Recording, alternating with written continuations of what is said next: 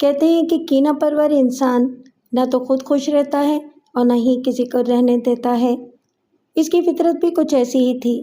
اس کے دل میں چھپی پھانس بار بار اسے انتقام پر اکساتی تھی، اور جیسے ہی اسے موقع ملا ویسے ہی ایک ناقابل یقین منصوبہ ترتیب دے ڈالا۔ لیکن جب قدرت کے بے رحم ہاتھ ظالم کی رسی کھینچتے ہیں تو بڑے سے بڑا منصوبہ ساز کی سانسیں تک رک جاتی ہیں۔ لہٰذا وہ جس دائرے میں قید ہوا تھا وہاں کوئی روزن، کوئی ترس نہیں تھی۔ ایسے میں گھٹن تو ہونا ہی تھی۔ ایک شاطر کی چالوں اور وکیل کی دلیلوں کے مابین دلچسپ مارکہ آرائی کا احوال۔ السلام علیکم لسنرز، ایڈوکیٹ مرزا امجد بیگ کی ڈائری سے ایک نیا کیس پیش خدمت ہے جس کا عنوان ہے پھانس۔ تو آئیے شروع کرتے ہیں۔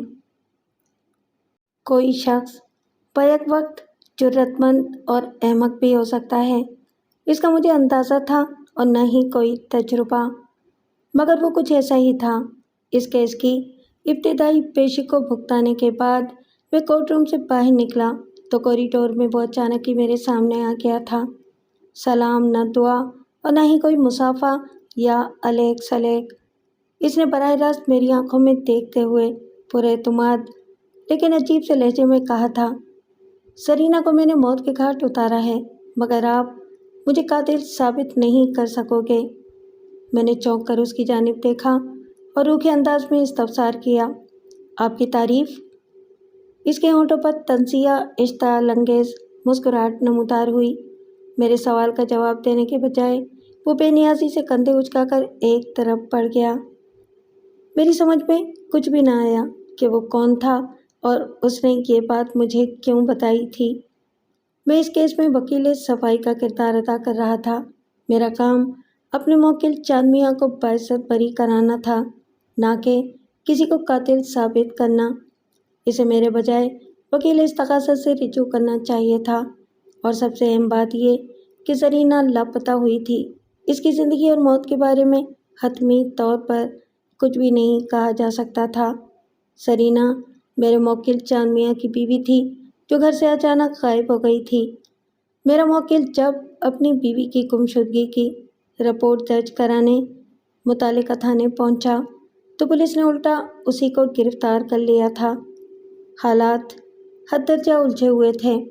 چاند میاں نے مجھے جو کہانی سنائی تھی اس کی روشنی میں وہ مجھے بے گناہ نظر آتا تھا۔ اسی بنا پر میں نے اس کا کیس اپنے ہاتھ میں لے لیا تھا۔ یہ کیس میرے ایک دیرینہ شناسا فیاض مفتی کے توسط سے آیا تھا۔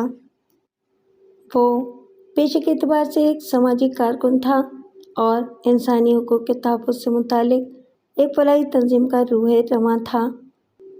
میں نے آج کی پیشی پر اپنے موکل کی ضمانت کرانے کی پوری کوشش کی تھی، لیکن وکیل استغاثہ میرے موکل کے خلاف کچھ ایسی چیزیں لے کر آ گیا تھا جس سے سر دست یہی نظر آتا تھا کہ زرینہ کے غیاب میں اس کے شوہر یعنی میرے موکل چاند میاں کا ہی ہاتھ تھا۔ لہٰذا جج نے ملزم کی درخواست ضمانت کو رد کرتے ہوئے اسے جوڈیشل کسٹڈی میں دے دیا تھا۔ اگلی پیشی 15 روز کے بعد تھی۔ اس روز میں لنچ وغیرہ سے فارغ ہو کر جب اپنے آفس پہنچا تو وہاں ایک حیرت پہلے سے میری منتظر تھی۔ میں اپنے چیمبر میں جا کر بیٹھا ہی تھا کہ میری سیکرٹری بشریٰ نے ایک لفافہ مجھے تھماتے ہوئے کہا، سر، کوئی نجومی آپ کے لیے یہ دے گیا ہے۔ نجومی؟ میں نے اس کے ہاتھ سے لفافہ لیتے ہوئے الجھن زدہ انداز میں کہا، ہاں سر، وہ دبے دبے جوش کے ساتھ بولی، اس نے مجھے بتایا تھا کہ آپ 15 منٹ کے بعد آفس میں ہوں گے اور اس کا حساب ایک دم پرفیکٹ نکلا۔ سر، جب آپ نے آفس میں قدم رکھا تو اسے گئے ٹھیک 15 منٹ ہی ہوئے تھے، نہ 1 منٹ اوپر اور نہ 1 منٹ نیچے۔ تم نے ان صاحب کا نام پوچھا؟ جی، انہوں نے اپنا نام میرے پوچھے بغیر ہی خود بتا دیا تھا کہ ان کا نام نبیل ہے۔ بشریٰ کے جانے کے بعد میں نے وہ لفافہ کھول لیا جو بشریٰ کے بقول میرا کوئی دوست میرے لیے دے گیا تھا۔ مذکورہ لفافے کے اندر سے 2 چیزیں برآمد ہوئیں۔ نمبر 1 مختصر سی تحریر، نمبر 2، ایک پوسٹ کارڈ سائز تصویر، اور یہ تصویر اسی شخص کی تھی جو آج عدالت کے کوریڈور میں اچانک ہی میرے سامنے آ گیا تھا، اور اس نے بڑے دعوے کے ساتھ چیلنج کرنے والے انداز میں مجھ سے کہا تھا، سرینا کو میں نے موت کے گھاٹ اتارا ہے، مگر آپ مجھے قاتل ثابت نہیں کر سکو گے۔ میں نے اس فوٹو کو ایک طرف رکھا اور مذکورہ مختصر تحریر کو پڑھنے لگا۔ اس نے لکھا تھا، آپ نے مجھے آج پہلی اور آخری بار عدالت میں دیکھا ہے، اور وہ بھی چند سیکنڈ کے لیے۔ میں اپنی تصویر اس لیے دے کر جا رہا ہوں کہ آپ کو مجھے تلاش کرنے اور پہچاننے میں آسانی ہو جائے، کیونکہ چند سیکنڈ کے لیے دیکھا ہوا میرا چہرہ عین ممکن ہے آپ کی یادداشت سے محو ہو جائے۔ بہرحال میرا دعویٰ اپنی جگہ پر اٹل کھڑا ہے۔ آپ مجھے قاتل ثابت کرنا تو دور کی بات، میری گرد کو بھی نہیں پا سکیں گے۔ آل دا بیسٹ۔ میرا دماغ گھوم کر رہ گیا۔ اس کی یہ ہمت کہ وہ میرے آفس تک پہنچ گیا تھا۔ اس انداز میں چیلنج کرنے والے کسی کردار سے پہلے کبھی میرا واسطہ نہیں پڑا تھا۔ میں نے اس پراسرار اجنبی کی تحریر کو اپنی میز کی دراز میں ڈالا اور انٹرکام کا ریسیور اٹھا کر بشریٰ سے کہا، آپ ذرا اندر آئیں۔ اوکے سر، وہ جلدی سے بولی۔ بشریٰ جب میرے چیمبر میں آئی تو میں نے گہری سنجیدگی سے پوچھا، لفافہ دینے والے شخص نے اپنا نام کیا بتایا تھا؟ نبیل، اس نے جواب دیا۔ اگر آپ کو اس کا نام یاد ہے تو یقیناً اس کا چہرہ بھی آپ کی یادداشت میں محفوظ ہوگا۔ جی بالکل سر، وہ گردن کو اس بات میں حرکت دیتے ہوئے جلدی سے بولی۔ پھر میں نے لفافے سے برآمد ہونے والی تصویر کو اس کی نگاہ کے سامنے لاتے ہوئے گمبھیر انداز میں استفسار کیا، کیا آپ اسے پہچانتی ہیں؟ نہیں، وہ نفی میں گردن ہلاتے ہوئے بولی۔ یہ لڑکا کون ہے؟ ٹھیک ہے، آپ جائیں، میں نے دو ٹوک انداز میں کہا۔ وہ چند لمحات تک متذبذب نظر سے مجھے تکتی رہی، پھر مزید کوئی سوال کیے وہ واپس چلی گئی۔ ایک بات تو صاف ہو گئی تھی کہ نبیل نامی جو شخص بشریٰ کو تصویر دے کر گیا تھا وہ اس تصویر میں نہیں تھا۔ بشریٰ نے تصویر کو دیکھتے ہی اس کے لیے لڑکے کا لفظ استعمال کیا تھا، اگرچہ تصویر میں نظر آنے والا وہ شخص کوئی نوعمر لڑکا نہیں تھا، لیکن اسے پکی عمر کا بھی نہیں کہا جا سکتا تھا۔ میرے محتاط اندازے کے مطابق اس کی عمر 25 اور 30 کے درمیان ہوگی، اور بلا شبہ یہی بندہ آج مجھ سے عدالت میں ملا تھا۔ اس نے کسی نبیل نامی شخص کے ذریعے میرے لیے اپنی تصویر بھجوائی تھی، اور یہ ضروری نہیں تھا کہ بشریٰ کو لفافہ دینے والے اس آدمی کا اصلی نام نبیل ہی ہو۔ یہ بھی طے تھا کہ اس نامعلوم شخص نے مجھ پر نگاہ رکھی ہوئی تھی، جبھی تو وہ جانتا تھا کہ میں کب اور کتنے بجے اپنے آفس پہنچوں گا۔ جب انسان کو یہ پتہ چلے کہ کوئی مسلسل اس پر نظر رکھے ہوئے ہے تو ایک عجیب سی بے چینی دل و دماغ کو اپنی گرفت میں لے لیتی ہے، لیکن انتہائی افسوس کی بات یہ ہے کہ ہمارے دل و دماغ کی یہی کیفیت اللہ کے معاملے میں کبھی نہیں ہوتی۔ ہم اپنی ہی دھن میں کسی بے چینی اور بے قراری سے کوسوں دور اپنے جائز و ناجائز دھندوں میں مصروف رہتے ہیں، حالانکہ یہ بات ہمارے ایمان کا لازمی جزو ہے کہ وہ ذات پاک ہماری شہرت سے بھی زیادہ نزدیک ہے۔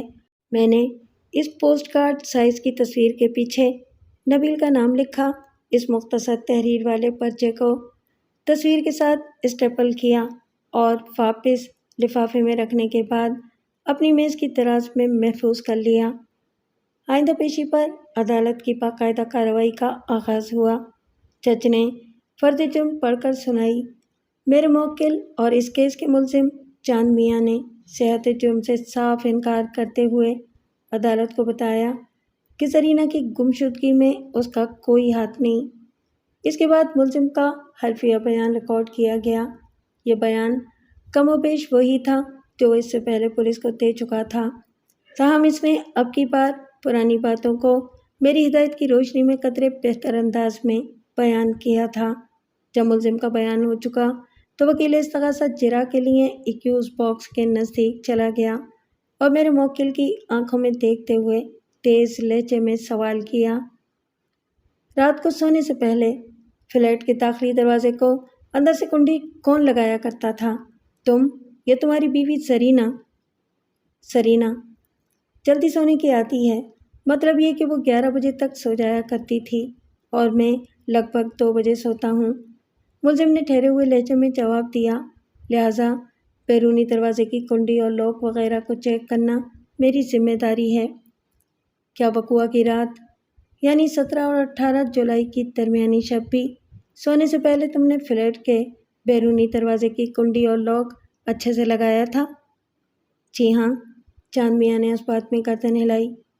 کیا فلیٹ کے علاوہ اندر آنے اور باہر نکلنے کے لیے اس دروازے کے علاوہ کوئی اور دروازہ یا راستہ بھی ہے؟ وکیل استغاثہ نے کڑے لہجے میں استفسار کیا۔ نہیں، یہ 2 کمروں والا ایک چھوٹا سا فلیٹ ہے، ملزم نے بتایا، جو کہ بلڈنگ کے فرسٹ فلور پر یعنی میرے اسٹوڈیو کے عین اوپر واقع ہے، اور اس میں آمد و شد کا صرف ایک ہی راستہ ہے، یعنی وہ دروازہ جس کا آپ ذکر کر رہے ہیں۔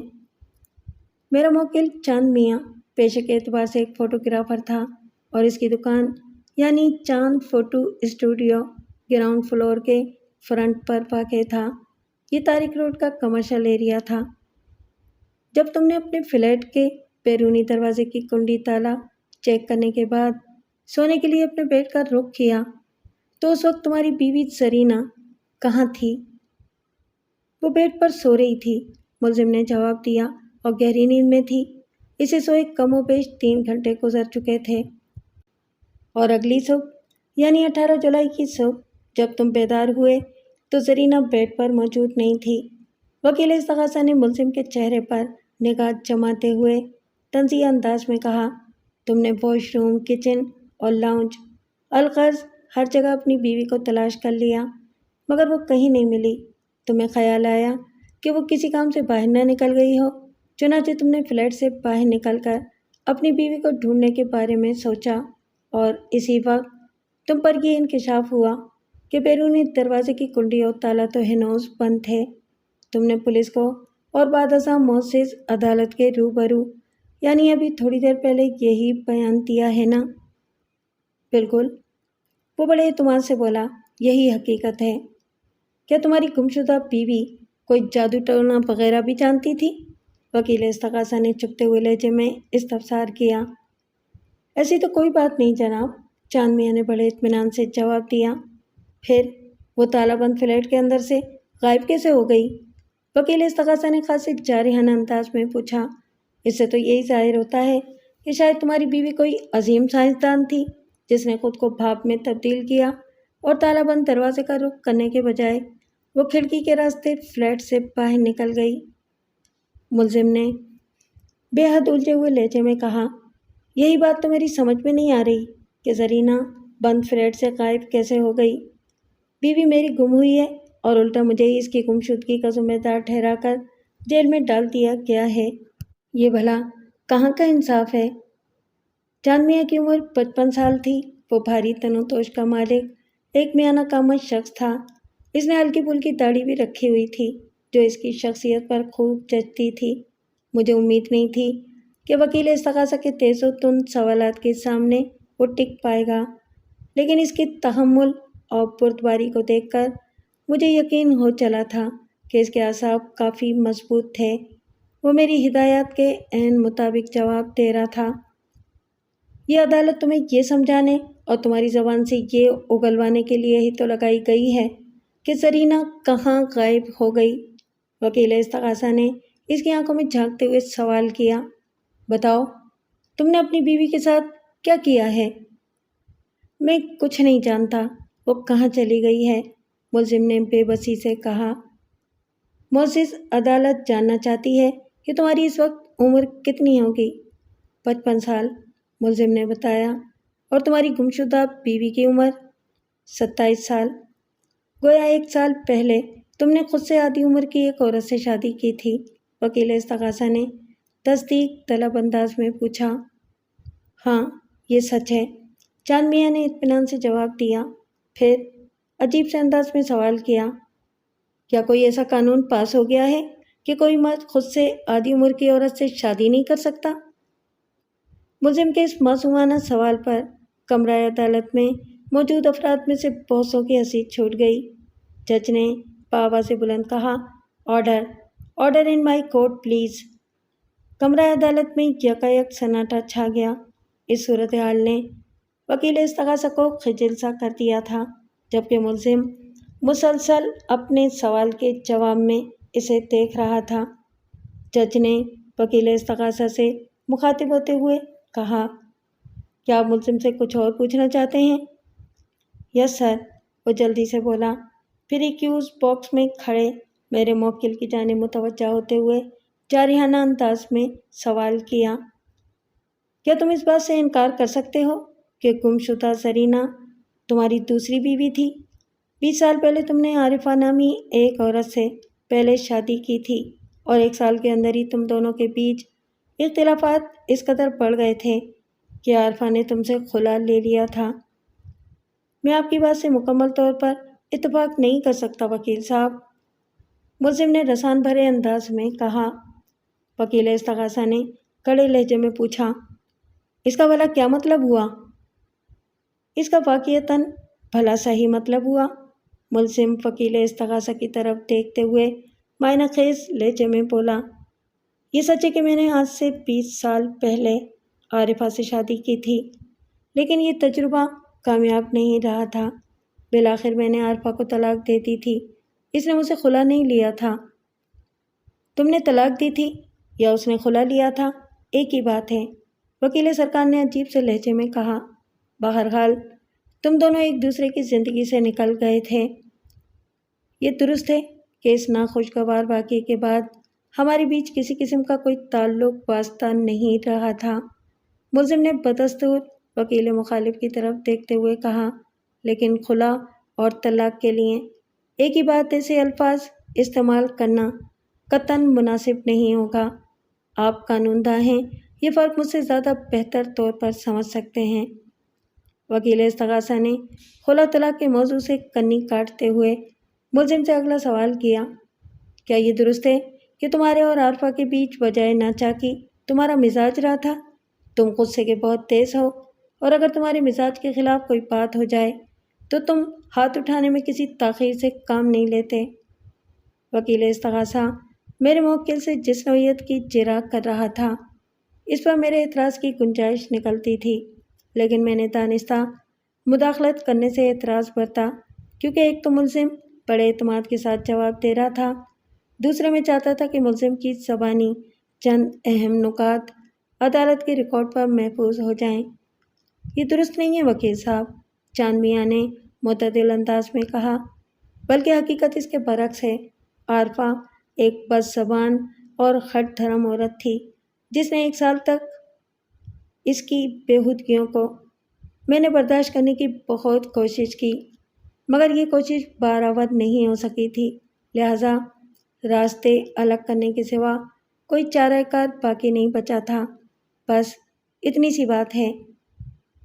کیا گمشدہ زرینہ کے بارے میں بھی تمہارے یہی خیالات ہیں؟ وکیل استغاثہ نے اس کے چہرے پر نگاہ جما کر چپتے ہوئے انداز میں استفسار کیا، کیا یہ بھی بد زبان، بیہودہ، بدتمیز اور جاہل عورت تھی؟ ملزم نے حیرانی بھرے لہجے میں جواب دیا، ایسی تو کوئی بات نہیں، پھر صبح شام تمہارے سے لڑائی جھگڑا کیوں رہتا تھا؟ وکیل استغاثہ نے سخت لہجے میں سوال کیا، تم نے کئی بار اسے زد و کوب بھی کیا تھا، تم اس کے کردار پر شک بھی کرتے تھے۔ یہ آپ کیا کہہ رہے ہیں وکیل صاحب؟ ملزم نے الجھن آمیز بے یقینی سے وکیل استغاثہ کی طرف دیکھا اور وضاحت کرتے ہوئے بولا، ہلکی پھلکی نوک جھونک تو ہر میاں بیوی میں ہو جاتی ہے، لیکن آپ نے جن چیزوں کا ذکر کیا ہے ہمارے بیچ ایسا تو کبھی نہیں ہوا تھا۔ اگر میں زرینہ کو بد کردار سمجھ رہا ہوتا تو اس کی گمشدگی پر اس قدر پریشان کیوں ہو جاتا؟ شاید آپ کو کوئی غلط فہمی ہو گئی ہے۔ مجھے کوئی غلط فہمی ہوئی ہے اور نہ ہی میں اپنی طرف سے کچھ کہہ رہا ہوں، وکیل استغاثہ نے تلخ لہجے میں کہا۔ یہ زرینہ کا بیان ہے جو اس نے 10 جولائی کو اپنے علاقے کے پولیس اسٹیشن میں جا کر دیا تھا۔ پھر وہ اپنی فائل کے اندر سے ایک کاغذ نکال کر جج کی جانب بڑھا اور مذکورہ پیپر کو जज तक पहुंचाने के बाद करारी आवाज़ में बोला, योर ऑनर, वक़ुआ से ठीक 1 हफ्ता पहले यानी 10 जुलाई को जरीना ने मुतालिका थाने में अपने शौहर यानी इस केस के मुलजिम के खिलाफ रिपोर्ट दर्ज कराते हुए इन तमाम बातों का जिक्र किया था जिनका हवाला अभी मैंने दिया है, और आखिर में सहमे हुए अंदाज में कहा था कि मुलजिम की जानिब से इसे जान का ख़तरा है। मैंने मज़कूरा रिपोर्ट की नकल मुअज़्ज़िज़ अदालत की खिदमत में पेश कर दी है, जिससे बखूबी अंदाज़ा लगाया जा सकता है कि ज़रीना की गुमशुदगी में मुलजिम ही का हाथ है। अगलब इम्कान इस बात का है कि मुलजिम ने नहायती खामोशी और महारत के साथ अपनी बीवी को ठिकाने लगा दिया है। जज ने बगौर इस रिपोर्ट की नकल का जायज़ा लिया और फिर मुलजिम की तरफ देखते हुए इस्तफसार किया, तुम इस बारे में क्या कहते हो? मुलजिम ने मज़कूरा रिपोर्ट से अपनी मुकम्मल लाइल्मी का इज़हार कर दिया। कबल इसके कि वकीले इस्तग़ासा अपनी जरा को आगे बढ़ाता, मैंने रुए सुखन जज की जानिब मोड़ते हुए बावाज़े बुलंद कहा, जनाब अली, इस नाजुक मौके पर मैं इस केस के इंक्वायरी ऑफिसर से सिर्फ 2 मुख्तसर सवालात करना चाहता हूँ, अगर मुअज़्ज़िज़ अदालत की इजाज़त हो तो। परमिशन ग्रांटेड, जज ने मखसूस लहजे में कहा। किसी भी केस में तफ्तीशी अफसर की हैसियत इस्तग़ासा के एक गवाह जैसी होती है, और गवाह भी ऐसा कि हर पेशी पर इसे अदालत में हाजिर रहना पड़ता है। मेरी फरमाइश पर और जज के हुक्म पर आईओ विटनेस बॉक्स में आकर खड़ा हो गया। इसका नाम गुलशेर राना और उम्र 45 साल थी। ओहदे के एतबार से वो एक सब इंस्पेक्टर था। मैंने उससे सवाल किया, राना साहब, सवाल नंबर 1, क्या आप इस बात की तस्दीक करते हैं कि 10 जुलाई को गुमशुदा ज़रीना ने आपके थाने आकर ये रिपोर्ट दर्ज कराई थी? जी ये सच है, वो इस बात में सर हिलाते हुए बोला। लापता ज़रीना अपने बहनोई के हमरा थाने आई थी और उसने ये रिपोर्ट लिखवाई थी। ठीक हो गया, मैंने सरसरी अंदाज में कहा और आईओ पर अपनी जिरा को मुकम्मल करते हुए इन अल्फाज में इजाफा कर दिया, राना साहब, दूसरा और आखिरी सवाल, इस रिपोर्ट का आखिरी हिस्सा खासा संगीन और तशवीशनाक है। लापता ज़रीना ने मुलजिम चांद मियाँ को अपनी जान के लिए ख़तरा करार दिया था। इसके बावजूद रिपोर्ट दर्ज कराने के 8 रोज़ बाद तक भी आपके थाने की तरफ से एक परेशान हाल और मुसीबत ज़दा औरत की शिकायत पर कोई कानूनी कार्रवाई नहीं की गई थी। क्या इसका सबब यह है कि इस रिपोर्ट के दर्ज होते ही आपके थाने का तमाम अमला इस्तिखारा करने में मसरूफ़ हो गया था, ताकि पता चलाया जा सके कि इस रोयत की शिकायत के इज़ाले के लिए क्या क्या कानूनी चाराजोई की जा सकती है, या फिर आप लोग हर मामले को इतना ही ईजी लेते हैं? ऐसी बात नहीं है वकील साहब, वो जुज़बुज़ होते हुए बोला।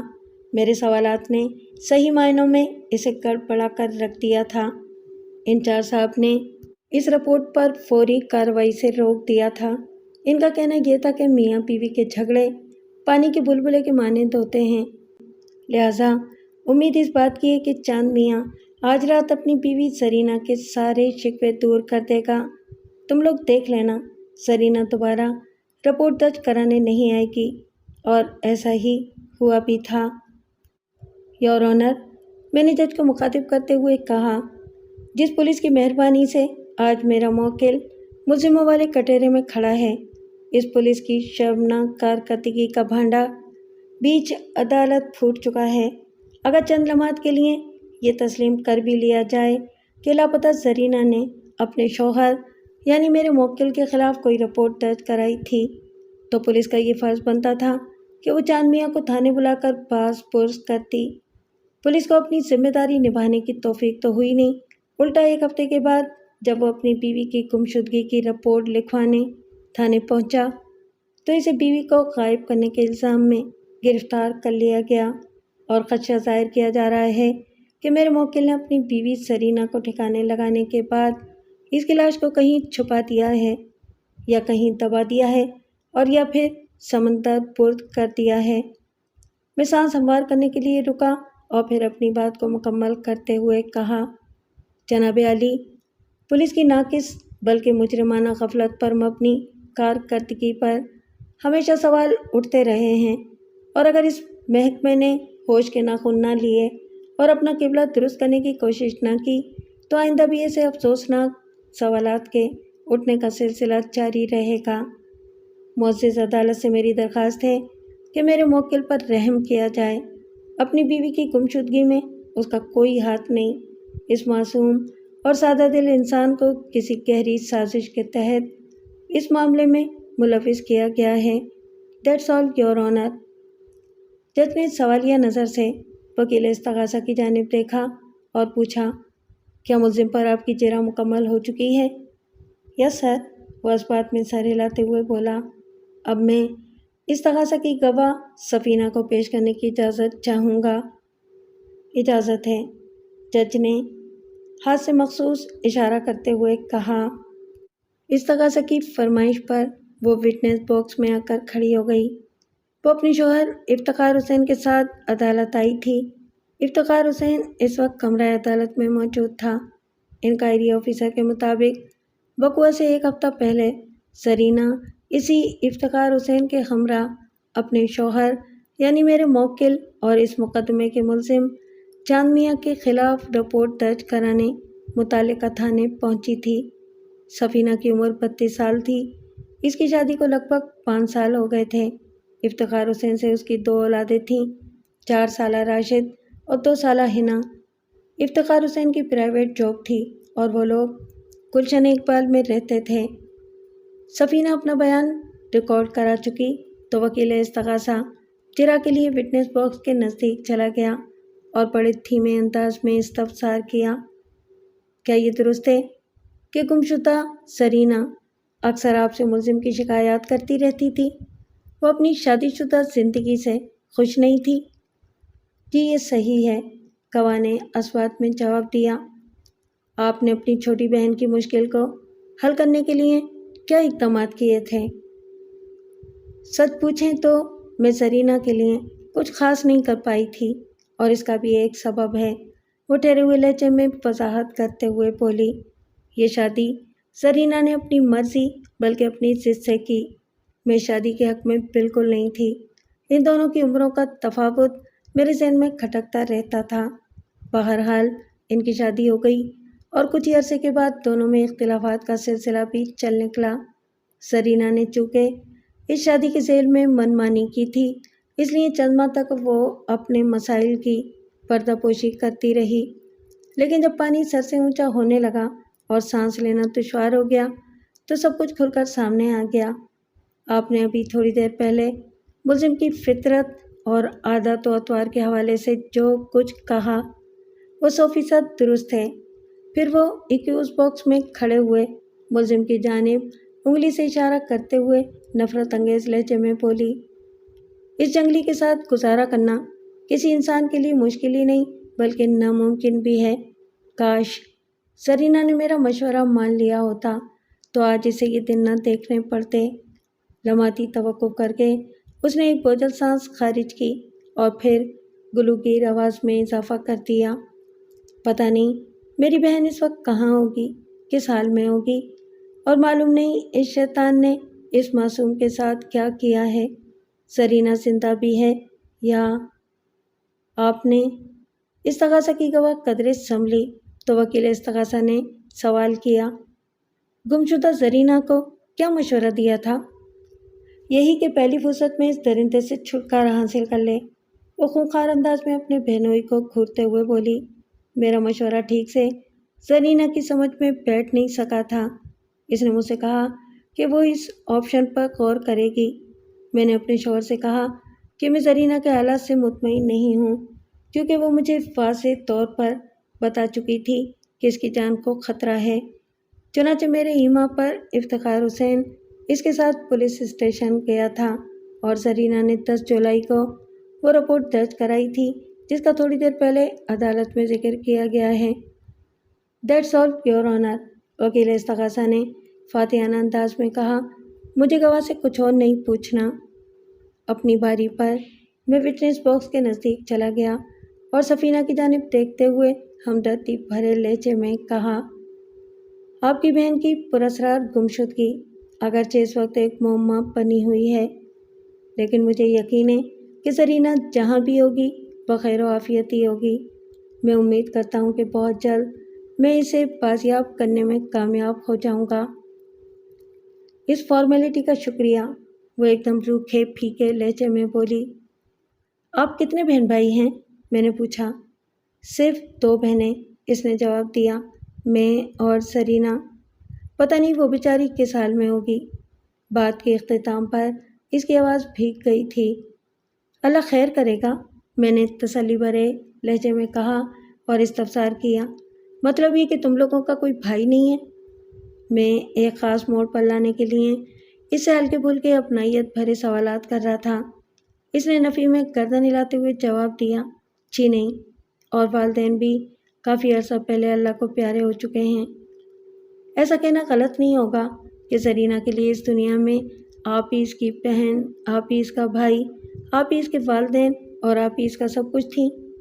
میں نے لاپتہ زرینہ کی ہمشیرہ کی آنکھوں میں دیکھتے ہوئے کہا، وہ آپ پر سب سے زیادہ بھروسہ کرتی تھی اور اپنی چھوٹی بڑی مشکلات کا وہ آپ ہی سے ذکر کیا کرتی تھی، خصوصاً شادی کے بعد کی زندگی کے حوالے سے۔ آپ بالکل ٹھیک کہہ رہے ہیں، اس نے گول مول جواب دیا۔ چند منٹ پہلے آپ نے وکیل استغاثہ کے سوالات کے جواب میں معزز عدالت کو بتایا ہے کہ زرینہ کی زبانی آپ کو پتہ چلا تھا کہ ملزم ایک بد مزاج، جنگلی، کمینہ اور شکی طبیعت کا مالک، غصہ ور، جھگڑالو وغیرہ وغیرہ تھا۔ میں نے سفینہ کے چہرے پر نگاہ گاڑ کر کہا، کیا کبھی زرینہ نے آپ کے سامنے اپنے شوہر کی تعریف بھی کی تھی؟ وہ جز بز ہوتے ہوئے بولی، مجھے یاد نہیں پڑتا۔ کوئی بات نہیں، آپ یاد کرنے کے لیے اپنے دماغ پر زور نہ ڈالیں، میں نے معتدل انداز میں کہا اور پوچھا، کیا زرینہ نے کبھی آپ سے ملزم کی کسی ایسی عادت کا ذکر کیا جسے نفسیاتی عارضہ یا ذہنی بیماری کے فریم میں فٹ کیا جا سکتا ہو؟ مثلاً کوئی ایسا عمل جس پر ملزم کا اختیار نہ ہو اور وہ اپنی بے خبری میں وہ فعل یا حرکت کر جاتا ہو؟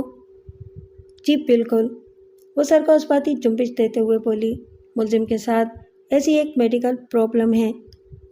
معزز عدالت ملزم کی اس پرابلم کے بارے میں جاننا چاہتی ہے، میں نے ٹھوس انداز میں کہا، اور میں بھی اپنے موکل کی اس بیماری کے بارے میں معلومات حاصل کرنا چاہتا ہوں تاکہ اس کے علاج کا کوئی شافی بندوبست کیا جا سکے۔ سو پلیز، میں نے اپنی بات مکمل کر کے منتظر نظر سے اس کی طرف دیکھا۔ زرینہ نے مجھے بتایا تھا کہ چاند میاں کو نیند میں چلنے کی عادت ہے، سفینہ نے میرے سوال کے جواب میں بتایا۔ یہ رات کو اٹھ کر کچن، واش روم اور لاؤنج وغیرہ میں چکراتا رہتا ہے۔ کبھی وہ فریج کھول کر کچھ کھا پی بھی لیتا ہے۔ اپنے شوہر کی ایسی اوٹ پٹانگ حرکتوں سے زرینہ کو کوئی تکلیف نہیں تھی، مگر جب اگلی صبح بیدار ہونے کے بعد زرینہ اس حوالے سے اس سے استفسار کرتی تو وہ صاف مکر جاتا تھا۔ اس کی دانست بلکہ یادداشت کے مطابق اس نے کبھی ایسا کچھ کیا ہی نہیں تھا۔ زرینہ اسے چاند میاں کی ڈھٹائی اور ہٹ دھرمی سمجھتی، لہٰذا دونوں میں بحث و تکرار شروع ہو جاتی۔ لیکن جب سے میں نے زرینہ کو سمجھایا تھا، اس کے بعد سے اس ایشو پر ان کے بیچ جھگڑا نہیں ہوا تھا۔ آپ نے؟ میں نے ڈرامائی انداز اختیار کرتے ہوئے پوچھا، اپنی چھوٹی بہن کو ایسا کیا سمجھا دیا تھا؟ چاند میاں سے تفصیلی ملاقات میں مجھے یہ معلوم ہو چکا تھا کہ اسے نیند میں چلنے کی عادت ہے۔ میں ایک خاص مقصد سے سفینہ کو اس زاویے سے گھس رہا تھا۔ میں نے زرینہ کو بتایا کہ سفینہ نے میرے سوال کا جواب دیتے ہوئے بتایا، نیند میں چلنا ایک دماغی مسئلہ ہے اور اس عارضے میں مبتلا شخص کو بیدار ہونے کے بعد کچھ بھی یاد نہیں رہتا کہ اس چلت پھرت کے دوران میں وہ کیا کیا کرتا رہا ہے۔ آپ ایک ذہین اور صاحب علم خاتون ہیں۔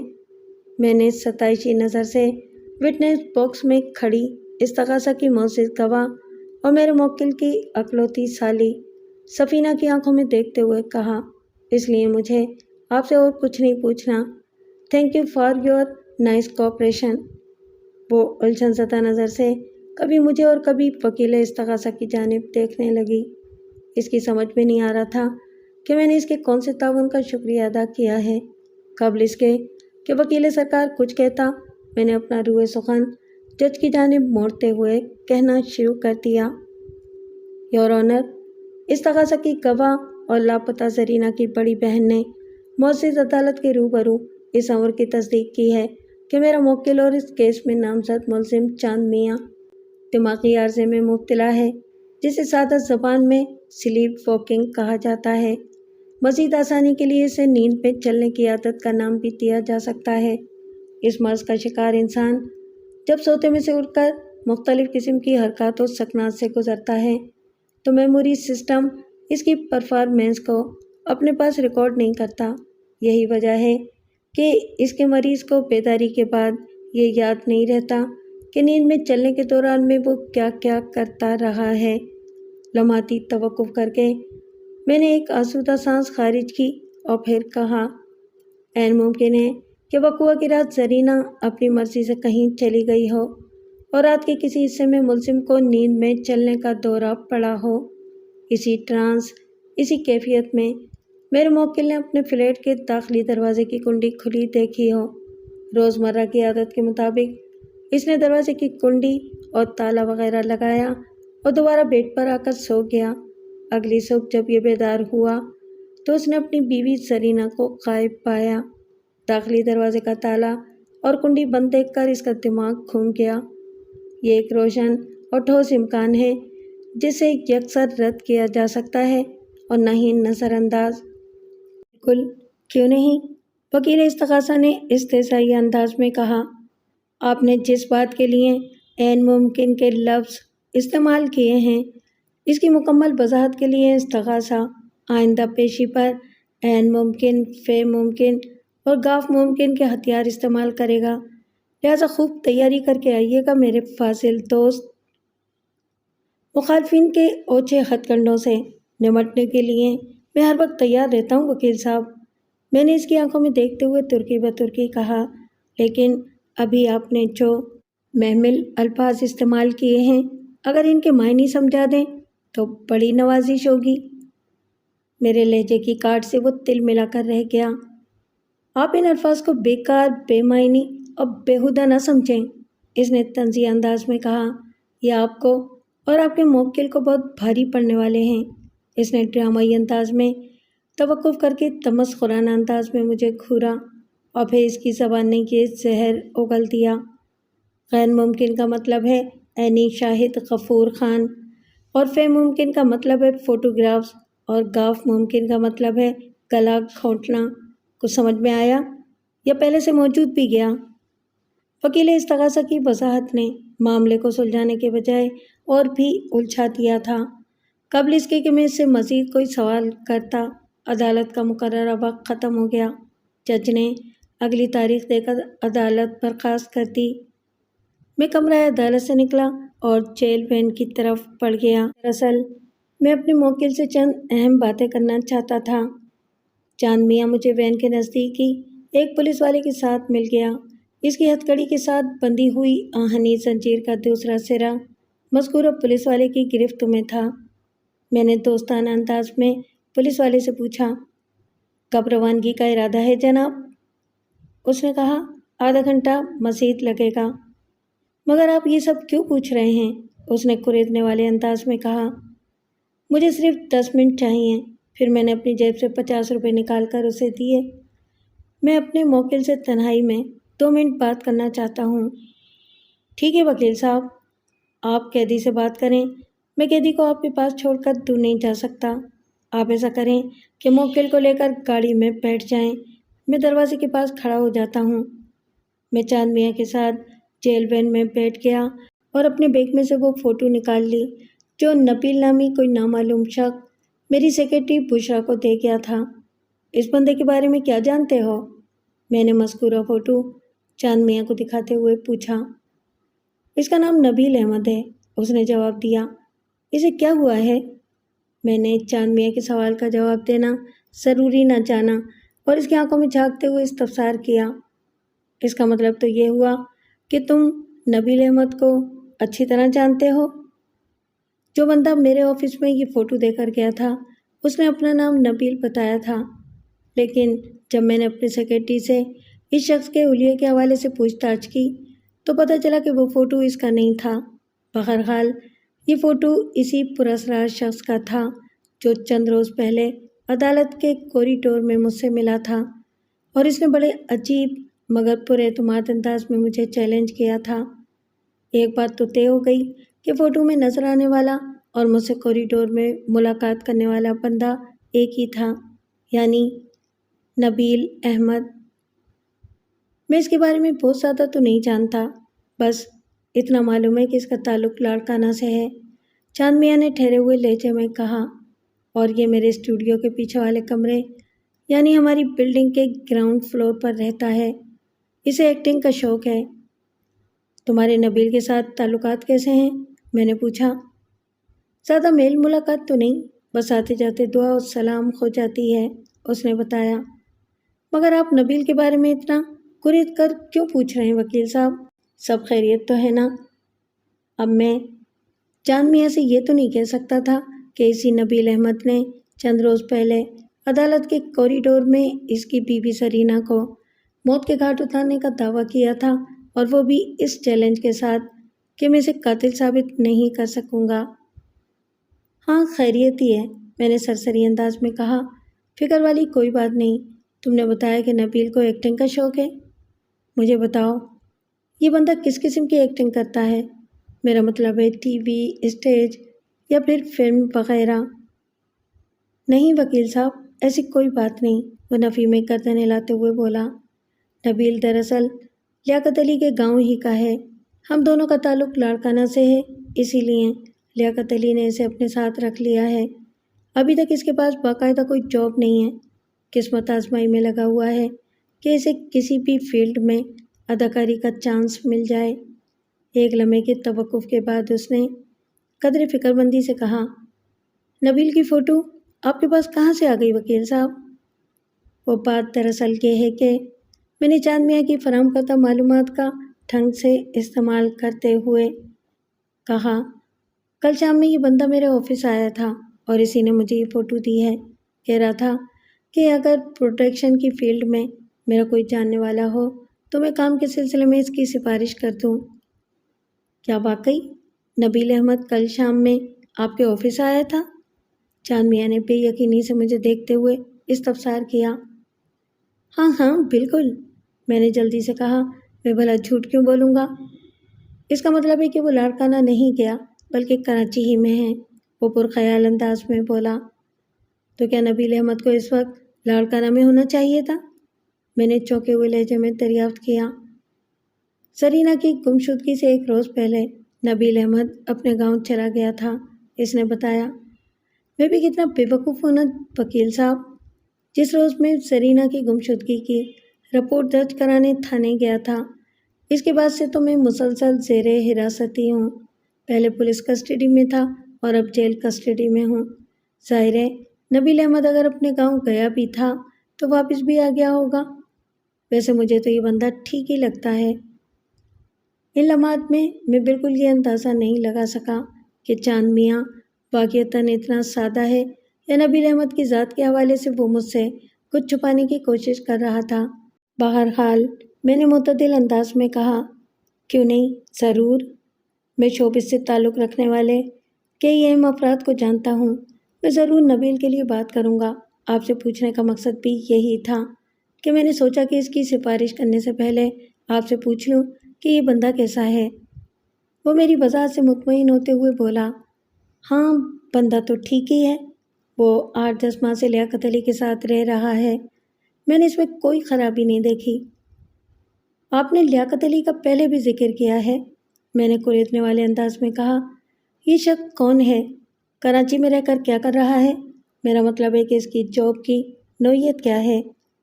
قبل اس کے کہ چاند میاں میرے سوال کا جواب دیتا، وین سے باہر کھڑے کانسٹیبل نے مجھ سے مخاطب ہوتے ہوئے باوا سے بلند کہا، وکیل صاحب آپ نے 10 منٹ کا کہا تھا اور 12 منٹ گزر چکے ہیں۔ اوکے، میں وین سے باہر آ رہا ہوں۔ میں نے بھی کانسٹیبل کو اونچی آواز میں جواب دیا اور پھر سوالیہ نظر سے چاند میاں کی طرف دیکھا۔ لیاقت علی ایک اسٹوڈنٹ ہے وکیل صاحب، اس نے جواب دیا۔ وہ میڈیکل کالج میں 2nd ایئر میں پڑھتا ہے۔ میں نے سر کو आसमाती जुम्बिश देने के बाद चांद मियाँ का कंधा थपथपाया और तसल्ली और तशफ़ी के कलामात अदा करने के बाद जेल पेन से बाहर निकल आया। चांद मियाँ से होने वाली इस मुख्तसर सी मुलाकात ने मेरी सोच नगरी में कई एक नई खिड़कियाँ खोल दी थीं। क्या नबील अहमद नामी वो एक्टिंग का शौकीन शख्स वाक़ईतन इतना ही जुर्रतमंद अहमक था कि लापता ज़रीना वाली बिल्डिंग का रिहायशी होने के बावजूद भी वो अदालत में आकर मुझसे कह गया था, सरीना को मैंने मौत के घाट उतारा है, मगर आप मुझे कातिल साबित नहीं कर सकोगे। ये तो जीते जी खुद को मौत के हवाले करने वाला मामला था और कोई भी जी होश शख्स ऐसी सफ़ाक और मौलिक गलती कभी नहीं कर सकता था। इसका मतलब ये था कि कोई शातिर दिमाग इंसान नबील को सामने रखकर एक घिनौना खेल खेलने में मसरूफ़ था। मेरी इस सोच को इस बात से भी तक़वियत मिलती थी कि जो बंदा मेरे ऑफिस में आकर मेरी सेक्रेटरी बुशरा को नबील की तस्वीर दे गया था, इसने बुशरा को अपना नाम नबील ही बताया था, जबकि वो नबील नहीं कोई और शख्स था।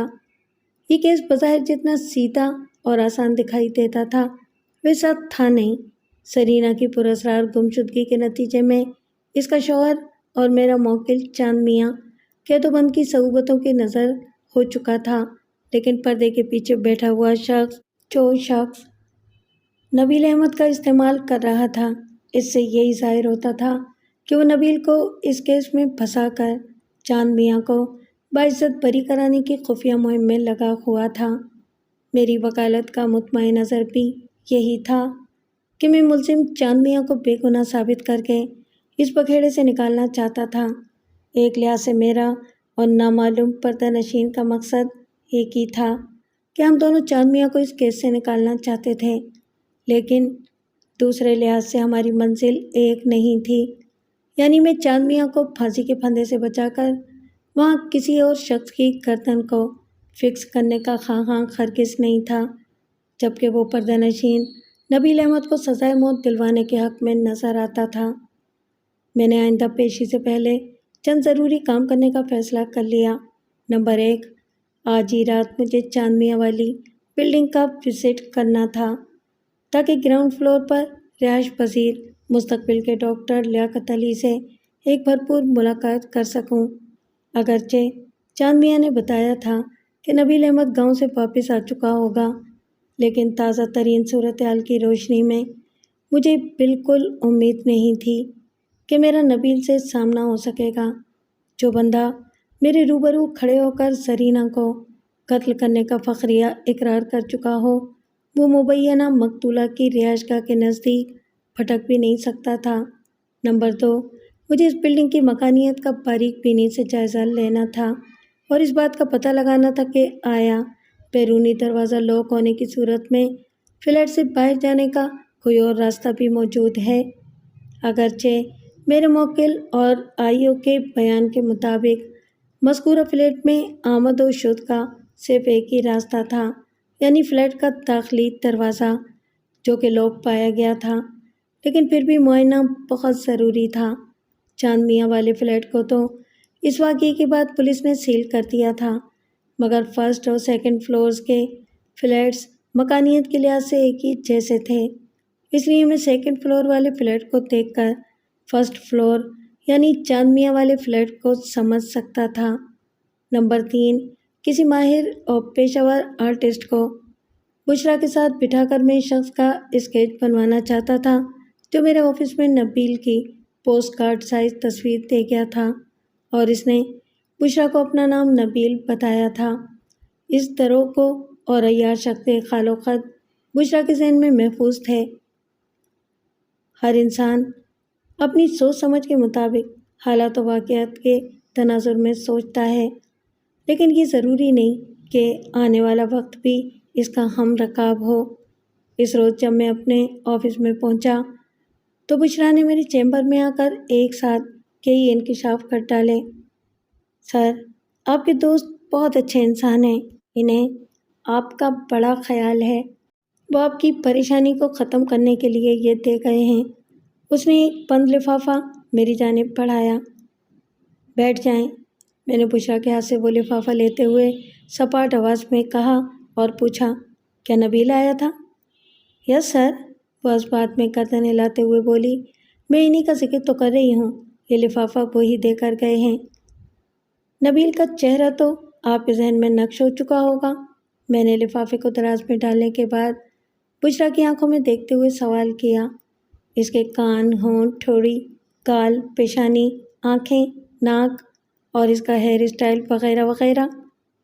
جی سر، وہ جلدی سے بولی، یہ سب مجھے اچھی طرح یاد ہے۔ بس تو پھر یہ بھی ذہن نشین کر لیں کہ کل آفس کی چھٹی نہیں ہے۔ میں نے ایک ایک لفظ پر زور دیتے ہوئے کہا۔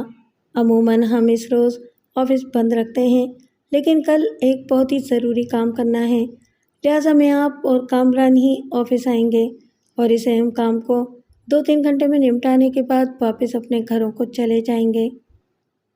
ٹھیک ہے سر، میں آ جاؤں گی، بشریٰ نے کہا۔ میں کتنے بجے تک آفس پہنچ جاؤں؟ اپنے روٹین ٹائم پر آ جائیں، میں نے کہا۔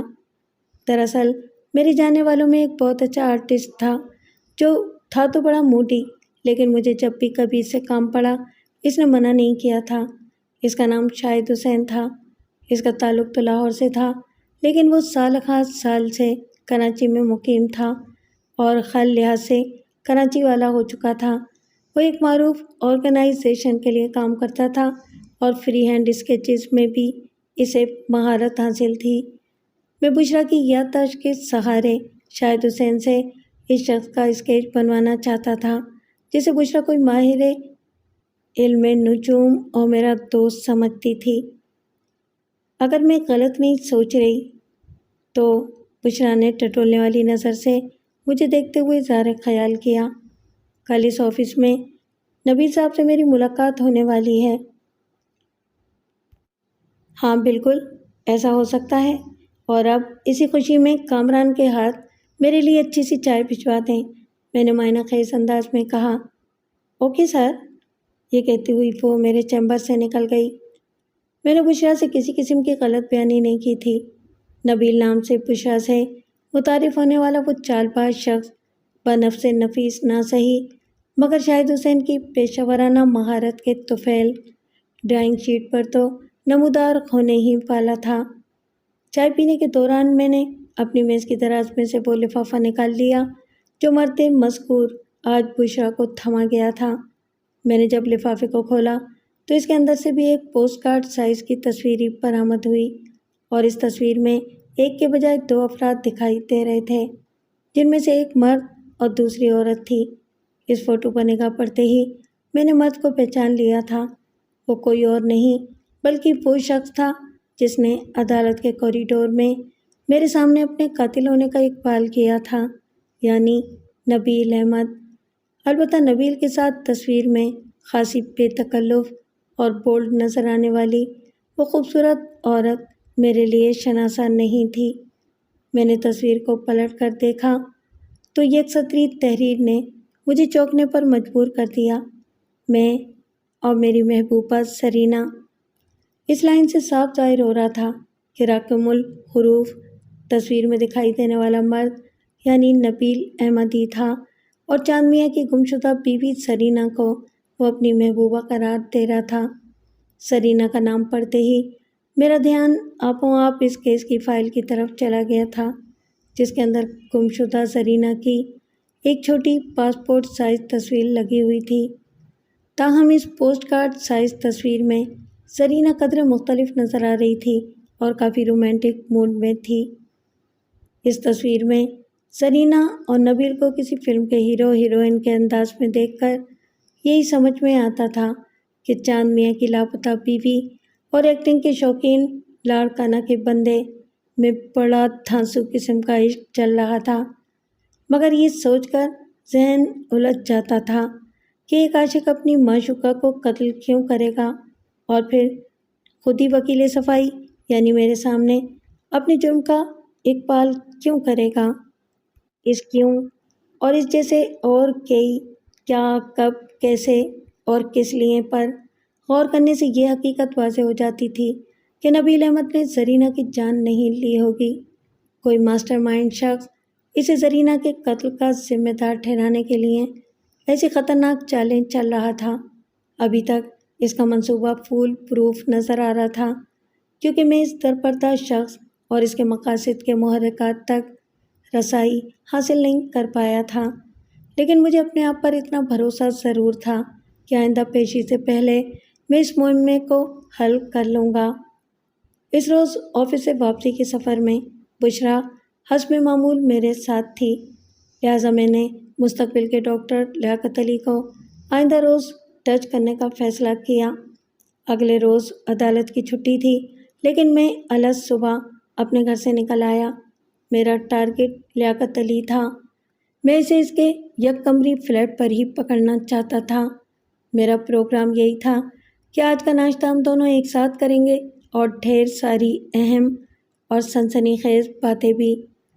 راستے بھر بشریٰ کی کہی ہوئی ایک بات مجھے بار بار یاد آتی رہی۔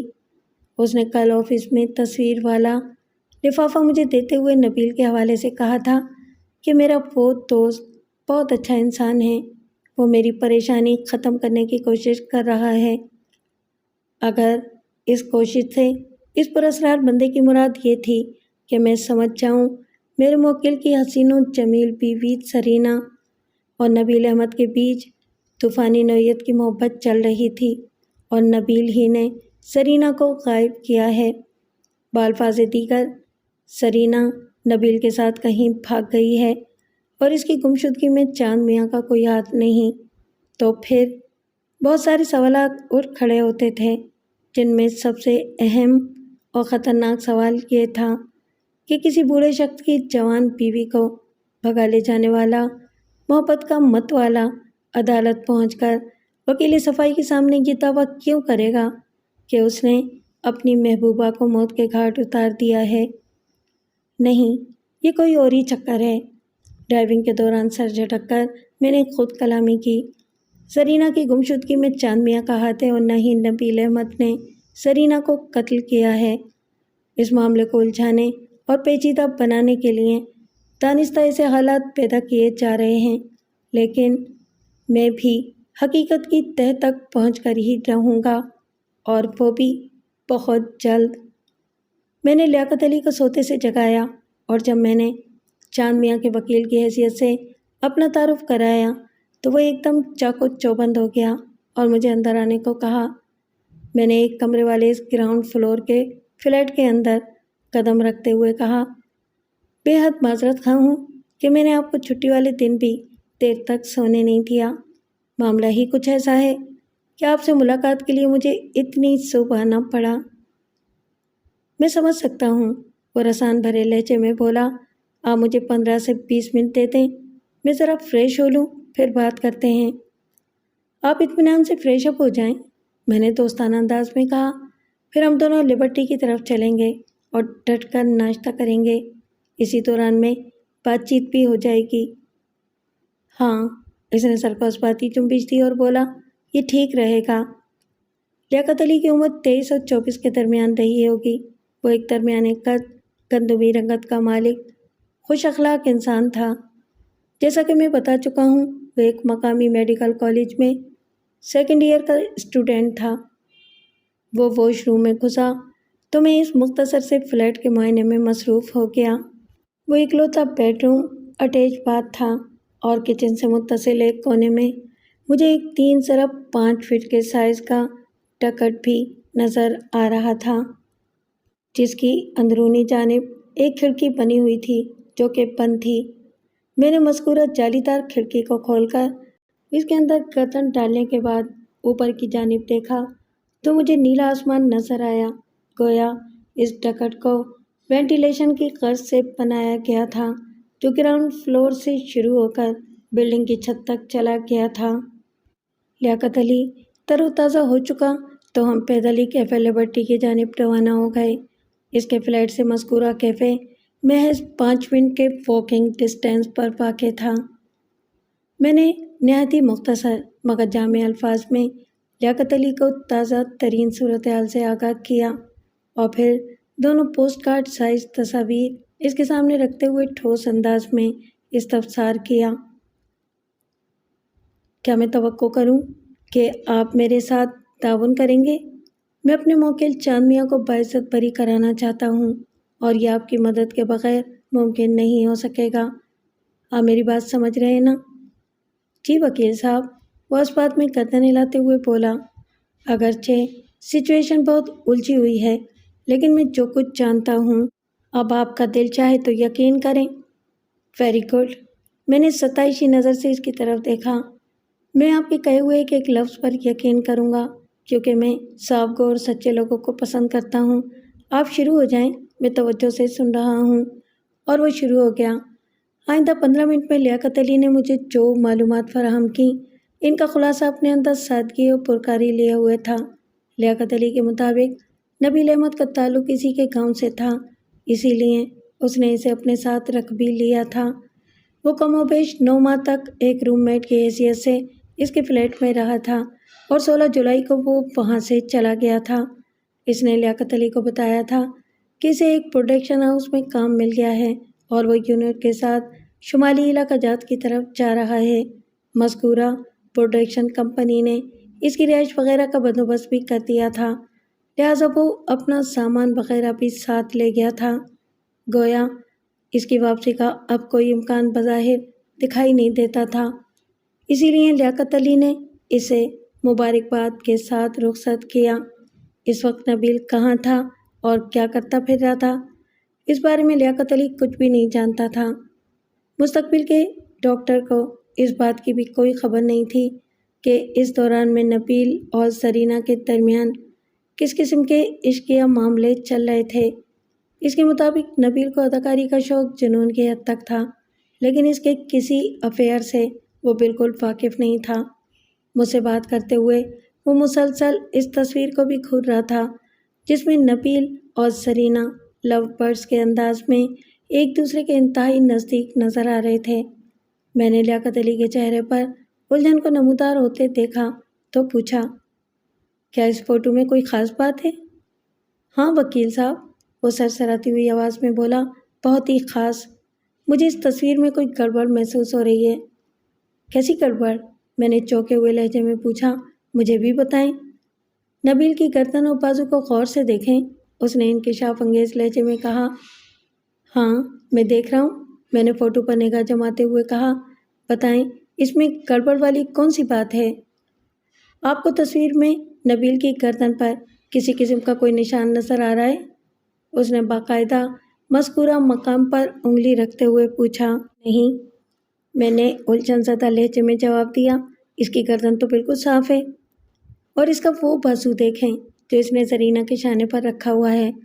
لیاقت علی نے ایک بار پھر تصویر کی جانب اشارہ کرتے ہوئے استفسار کیا۔ نبیل نے اپنی شرٹ کے آستین کو کوہنی تک الٹا ہوا ہے اور آپ کو اس کے بازو کے کھلے ہوئے حصے پر گھنے بال دکھائی دے رہے ہیں۔ ہاں بالکل دکھائی دے رہے ہیں۔ میں نے بے حد الجھے ہوئے انداز میں سوال کیا۔ اسے آپ کیا ثابت کرنا چاہتے ہیں آخر؟ نبیل احمد کو تو میں اچھی طرح جانتا ہوں وکیل صاحب، وہ ایک لفظ پر زور دیتے ہوئے بولا۔ اس کی گردن پر ایک پرانے زخم کا واضح نشان موجود ہے اور اس کے بدن پر زیادہ بال بھی نہیں ہیں، خصوصاً بازوؤں پر تو بس ہلکا سا رواں ہی ہے، جبکہ اس فوٹو میں اس کے کھلے ہوئے بازو پر خاصے گھنے بال دکھائی دے رہے ہیں۔ او مائی گاڈ، بے ساختہ میرے منہ سے نکلا۔ اس کا مطلب تو یہ ہوا کہ کسی ایسے شخص نے فوٹو میں زرینہ کے کندھے پر ہاتھ رکھا ہوا ہے جس کے بدن پر گھنے بال ہیں اور اس کی گردن پر کسی قسم کی چوٹ یا زخم کا نشان نہیں ہے، لیکن اس شخص کو نبیل بنانے کے لیے فیس چینج کی تکنیک کا سہارا لیا گیا ہے۔ اس زمانے میں اسکیننگ اور فوٹو ایڈوب جیسی ٹیکنالوجی کا کوئی تصور نہیں تھا، لہٰذا اس نوعیت کی مجرمانہ سرگرمیوں کے لیے کٹ اینڈ پیسٹ جیسے فارمولاز ہی آزمائے جاتے تھے۔ جی بالکل، لیاقت علی نے تائیدی انداز میں گردن ہلاتے ہوئے معتدل لہجے میں کہا۔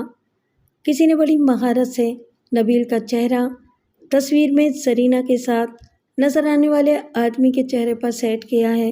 سر کے بالوں سے لے کے ٹھوڑی تک تو نبیل ہی کا چہرہ ہے، اس کے بعد گھنے بالوں والے بندے کا جسم شروع ہو جاتا ہے جس کی گردن پر زخم کا نشان موجود نہیں، اور یہ کام کسی ماہر فوٹوگرافر نے کیا ہے۔ اور وہ ماہر فوٹوگرافر؟ میں نے لیاقت علی کی آنکھوں میں دیکھتے ہوئے معنی خیز انداز میں کہا۔ چاند میاں تو ہو نہیں سکتا۔ ہو سکتا ہے، وہ عجیب سے لہجے میں بولا۔ اگر چاند میاں کے جسم پر گھنے بال ہوں، اس کی گردن پر کوئی زخم کا پرانا نشان نہ ہو، اور وہ زرینہ سے نجات کا خواہش مند ہو، یا وہ نبیل احمد سے خصوصی دشمنی رکھتا ہو، ان چاروں امکانات میں سے سرے دست کسی ایک کے بارے میں بھی نہیں سوچا جا سکتا۔ میں نے ٹھہرے ہوئے لہجے میں کہا، میں چاند میاں سے تفصیلی ملاقات کر چکا ہوں اور میں نے اس کی زندگی کی کہانی پر بھی اچھی طرح غور کیا ہے۔ لمحاتی توقف کر کے میں نے ایک گہری سانس خارج کی اور بھی تصویر میں زرینہ کے ساتھ نظر آنے والے شخص پر انگلی رکھ کر پروسوخ انداز میں کہا، یہ کسی بھی قیمت پر چاند میاں ہے اور نہ ہی نبیل احمد۔ اگر آپ اپنے موکل کو بے گناہ ثابت کرنا چاہتے ہیں تو آپ اس مشکوک بندے کو جلد سے جلد تلاش کر لیں وکیل صاحب، وہ گہری سنجیدگی سے بولا۔ ایسا ہی مشورہ میں آپ کو بھی دینا چاہوں گا، میں نے اس کے چہرے پر نگاہ جماتے ہوئے کہا۔ وہ الجھن زدہ نظر سے مجھے تکتے ہوئے بولا، میں کچھ سمجھا نہیں وکیل صاحب۔ اگر آپ اپنے روم میٹ اور گرائیں نبیل احمد کو پھانسی کے پھندے سے بچانے کا ارادہ رکھتے ہیں تو آپ تصویر میں نظر آنے والے بندے کو جلد سے جلد تلاش کرنے میں میری مدد کریں لیاقت صاحب، میں نے گمبھیر انداز میں کہا۔ وہ عجیب سے لہجے میں بولا، میں اس سلسلے میں بھلا کیا کر سکتا ہوں وکیل صاحب؟ میں نے دونوں تصاویر کو اٹھاتے ہوئے مستقبل کے ڈاکٹر سے پوچھا، آج سے بھر میں آپ کی کیا مصروفیات ہیں؟ کوئی خاص نہیں، اس نے جواب دیا۔ میں نے اپنا وزٹنگ کارڈ اس کی جانب بڑھاتے ہوئے ٹھوس انداز میں کہا، آج ٹھیک 5 بجے آپ میرے آفس آ جائیں۔ آ جاؤں گا، وہ کارڈ لیتے ہوئے بولا۔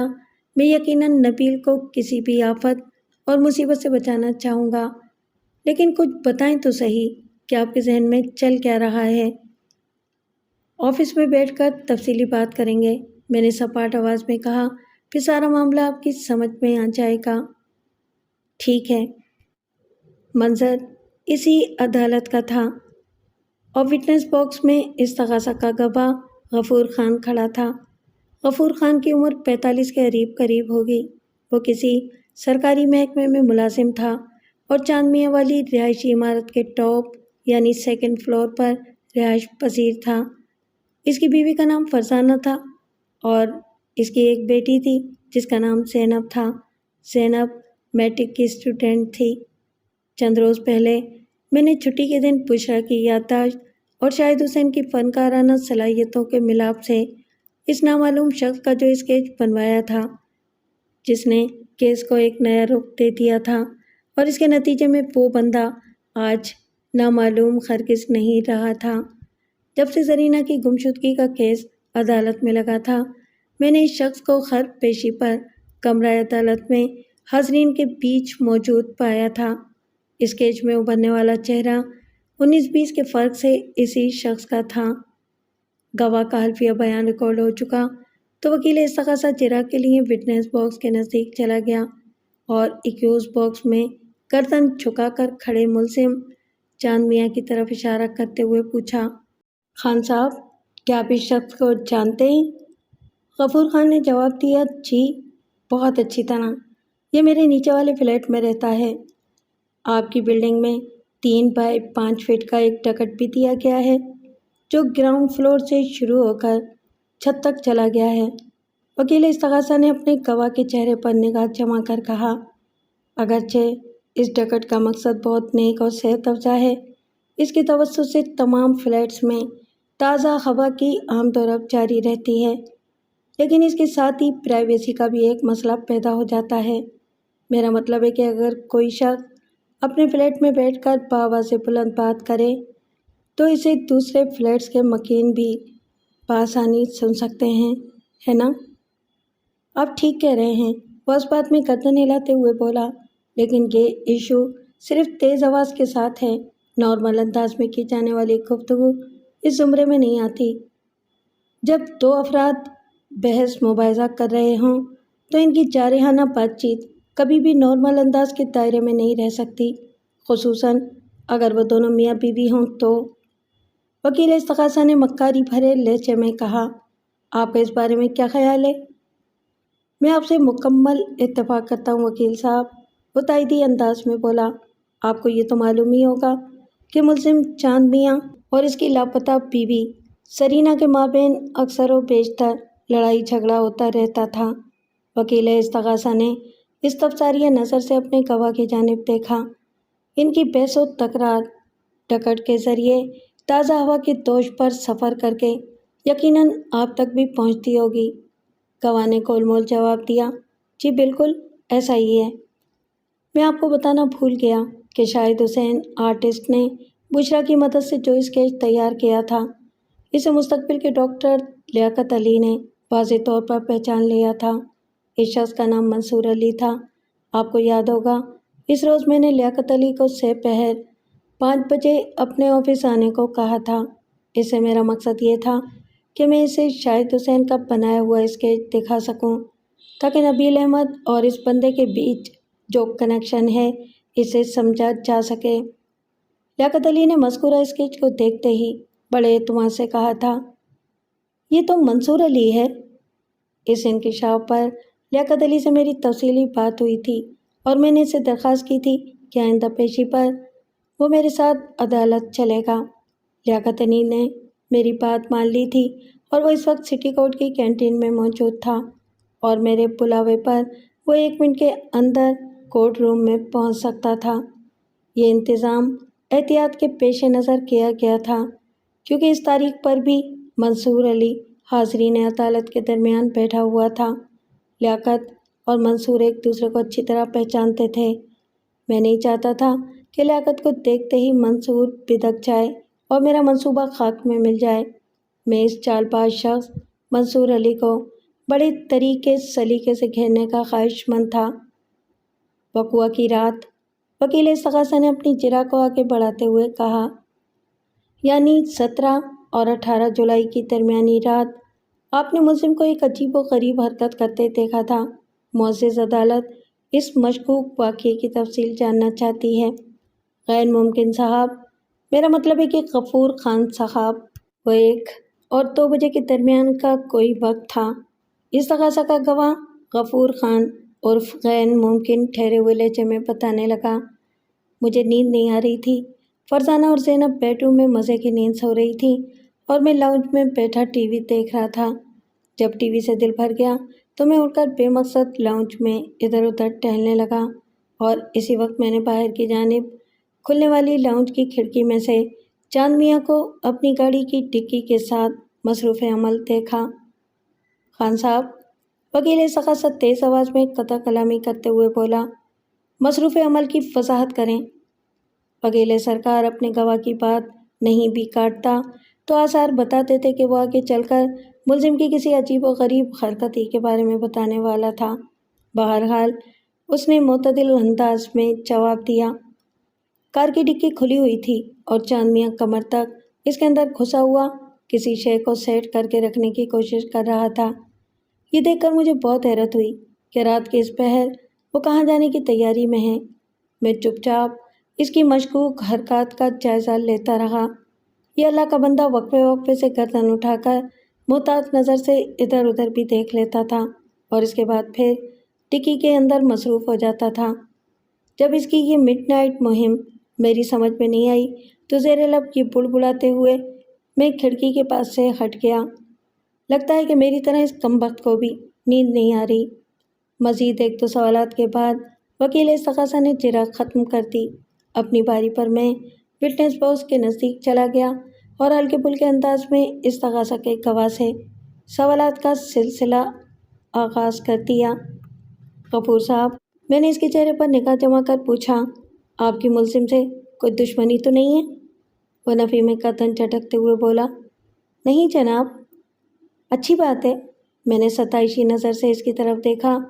ایک پڑوسی کو دوسرے پڑوسی کے ساتھ اسی طرح پیار محبت سے رہنا چاہیے۔ جی، وہ معتدل انداز میں بولا، کیا کبھی فرزانہ سے آپ کا جھگڑا ہوا ہے؟ میں نے پوچھا۔ کبھی کبھار نوک جھوک ہو جاتی ہے، اس نے جواب دیا۔ مطلب میاں بیوی میں اختلاف رائے تو تکرار ایک عام سی بات ہے؟ میں نے اس کی آنکھوں میں دیکھتے ہوئے کہا، جی ہاں، اس نے تائیدی انداز میں گردن ہلائی۔ اس اصول کی روشنی میں ملزم اور اس کی گمشدہ بیوی کے درمیان ہونے والی ترک کلامی کے واقعات روزمرہ زندگی کے حصہ ہیں۔ پھر میرے موکل اور اس کی لاپتہ بیوی کے درمیان جنم لینے والی شکر رنجیوں کو اس قدر اچھالنے کی کیا ضرورت ہے؟ میں نے بدستور اس کی آنکھوں میں جھانکتے ہوئے قدرے خشک لہجے میں دریافت کیا۔ وہ بات دراصل یہ ہے وکیل صاحب کہ وہ گڑبڑائے ہوئے لہجے میں بولا، گرمی سردی ہم میاں بیوی کے بیچ بھی ہوتی رہتی ہے، لیکن زینب کا خیال کرتے ہوئے ہم اپنی آواز کو بلند نہیں ہونے دیتے، جبکہ ملزم کے گھر میں اولاد کا کوئی معاملہ سرے سے ہے ہی نہیں، اس لیے بھی وہ اس نوعیت کی کوئی احتیاط نہیں کرتے، جس کے نتیجے میں ان کے لڑائی جھگڑے کی آواز خاصی اونچی ہو جاتی ہے۔ گویا میں نے سرسراتی ہوئی آواز میں کہا، یہ ویلیوز کا نہیں بلکہ والیوم کا ایشو ہے۔ اس نے تصدیقی انداز میں گردن ہلا دی۔ غفور صاحب، میں نے جرح کے سلسلے کو آگے بڑھاتے ہوئے کہا، آپ نے ابھی معزز عدالت کے روبرو وقوع کی رات والا قصہ بیان کرتے ہوئے بتایا ہے کہ آپ نے مقتول کو اپنی کار کی ڈکی کے اندر کچھ کارروائی کرتے دیکھا تھا۔ کیا آپ وثوق سے بتا سکتے ہیں کہ اس مبینہ کارروائی کی نوعیت کیا تھی؟ جی نہیں، وہ نفی میں سر ہلاتے ہوئے بولا، میں دیکھ نہیں سکا کہ وہ دراصل کیا کر رہا تھا، مجھے اس کی صرف پشت نظر آ رہی تھی۔ ایسا محسوس ہوتا تھا کہ وہ ڈکی کے اندر کچھ سامان وغیرہ ٹھوسنے کی کوشش کر رہا تھا۔ آپ نے تھوڑی دیر پہلے میرے سوالات کے جواب میں معزز عدالت کو بتایا ہے کہ آپ کی ملزم سے کوئی دشمنی ہے اور نہ ہی کسی قسم کی کوئی خفگی۔ میں نے قدرے سخت انداز میں کہا، اچھے پڑوسی ہونے کے ناطے آپ کا فرض بنتا تھا کہ اس موقع پر آپ ملزم کی مدد کرنے نیچے پہنچ جاتے یا کم از کم آواز دے کر پوچھ ہی لیتے کہ چاند میاں کیا پریشانی ہے، مگر آپ تو یہ سوچ کر کھڑکی سے ہٹ گئے کہ آپ کی طرح چاند میاں کو بھی شاید نیند نہیں آ رہی، اسی لیے آدھی رات کے بعد اوٹ پٹانگ حرکتیں کر رہا ہے۔ آپ بالکل ٹھیک کہہ رہے ہیں وکیل صاحب، وہ سر کو اثباتی جنبش دیتے ہوئے ندامت آمیز لہجے میں بولا، مجھے چاند میاں سے دریافت کرنا چاہیے تھا، مجھ سے بھول ہو گئی۔ آپ کی اس بھول کو اس تقاضا نے بڑی مہارت اور صفائی کے ساتھ میرے موکل کے خلاف استعمال کرتے ہوئے کچھ ایسا تاثر پیدا کر دیا ہے جیسے ملزم رات کے اس پہر اپنی کار کی ڈکی میں کوئی ممنوعہ شے چھپا رہا تھا۔ میں نے ایک ایک لفظ پر زور دیتے ہوئے کہا، اور عین ممکن ہے کہ وہ اس کی بے ہوش یا مردہ بیوی ہی ہو، جسے ٹھکانے لگانے کے لیے وہ اپنی کار کی ڈکی میں ڈال کر کہیں جانے والا تھا۔ میں نے ایک آسودہ سانس خارج کی اور پھر روئے سخن جج کی جانب پھیرتے ہوئے ان الفاظ میں اضافہ کر دیا، مجھے گواہ سے کچھ اور نہیں پوچھنا جناب عالی۔ اگلی گواہی مشتاق احمد کی تھی۔ مشتاق احمد نامی وہ شخص ایک راہگیر تھا جس کا وقوع کی رات تاریک روڈ کے کمرشل ایریے سے گزر ہوا تھا اور اس نے ملزم کو ایک گٹھری گھسیٹ کر اپنی گاڑی کی طرف لے جاتے ہوئے دیکھا تھا۔ میرے حساب سے مشتاق احمد ایک بھرتی کا گواہ تھا جسے نظریہ ضرورت کے تحت منظر عام پر لایا گیا تھا۔ گواہ کا بیان ریکارڈ ہو چکا تو وکیل استغاثہ جرح کی غرض سے اس کے نزدیک چلا گیا اور ملزم کی جانب اشارہ کرتے ہوئے پہلا سوال کیا، مشتاق احمد، کیا آپ کو یقین ہے کہ 17 اور 18 جولائی کی درمیانی رات یہی شخص ایک گٹھری کو گھسیٹ کر اپنی کار کی ڈکی کی طرف لے جا رہا تھا؟ وکیل استغاثہ نے نہایتی ہوشیاری کا مظاہرہ کرتے ہوئے کار کے ساتھ ڈکی کے لفظ کا بھی اضافہ کر دیا تاکہ غفور خان کے بیان کو تقویت مل سکے اور عدالت یہ سوچنے پر مجبور ہو جائے کہ ملزم نے وقوع کی رات اپنی بیوی کو بے ہوشی کی حالت میں یا پھر ایک لاش کی حیثیت سے گٹھری میں باندھ کر اپنی گاڑی تک پہنچایا، پھر ڈکی میں ڈال کر اسے کہیں لے گیا اور خاموشی کے ساتھ ٹھکانے لگا دیا، وغیرہ وغیرہ۔ میں چاند میاں کو اچھی طرح پہچانتا ہوں وکیل صاحب، گواہ نے بڑے اعتماد سے جواب دیا، میں نے اپنی شناختی کارڈ کے لیے اسی کی دکان سے فوٹو بنوائی تھی۔ وکیل استغاثہ نے گواہ کو فارغ کیا اور میری جانب دیکھ کر طنزیہ انداز میں مسکرایا اور پھر مشتاق احمد کی جانب اشارہ کرتے ہوئے بڑی فیاضی سے بولا، یور وٹنس پلیز۔ میں نے سپاٹ انداز میں کہا، سوری، نو کوسچن۔ اس نے ماندانہ نظر سے مجھے گھورا اور جج سے مخاطب ہوتے ہوئے بولا، جناب عالی، میں نے گزشتہ پیشی پر فوٹوگرافز کا سرسری سا ذکر کیا تھا۔ اب میں مذکورہ فوٹوگرافز معزز عدالت کی خدمت میں پیش کرنے کی اجازت چاہوں گا۔ یہ فوٹوگرافز دودھ کا دودھ اور پانی کا پانی الگ کر دیں گے، جس کے بعد اس تقاضا کی طرح یہ عدالت بھی اسی نتیجے پر پہنچے گی کہ ملزم کو اپنی بیوی کی بے وفائی کا پتہ چل گیا تھا۔ اس نے وقوعہ کی رات گلا گھونٹ کر اپنی بیوی کو موت کے گھاٹ اتارا، پھر اس کی لاش کو گٹھری کی صورت اپنی کار کی ڈکی میں بھر کر کہیں ٹھکانے لگانے لے گیا۔ پرمیشن گرانٹڈ، جج نے سپاٹ آواز میں کہا۔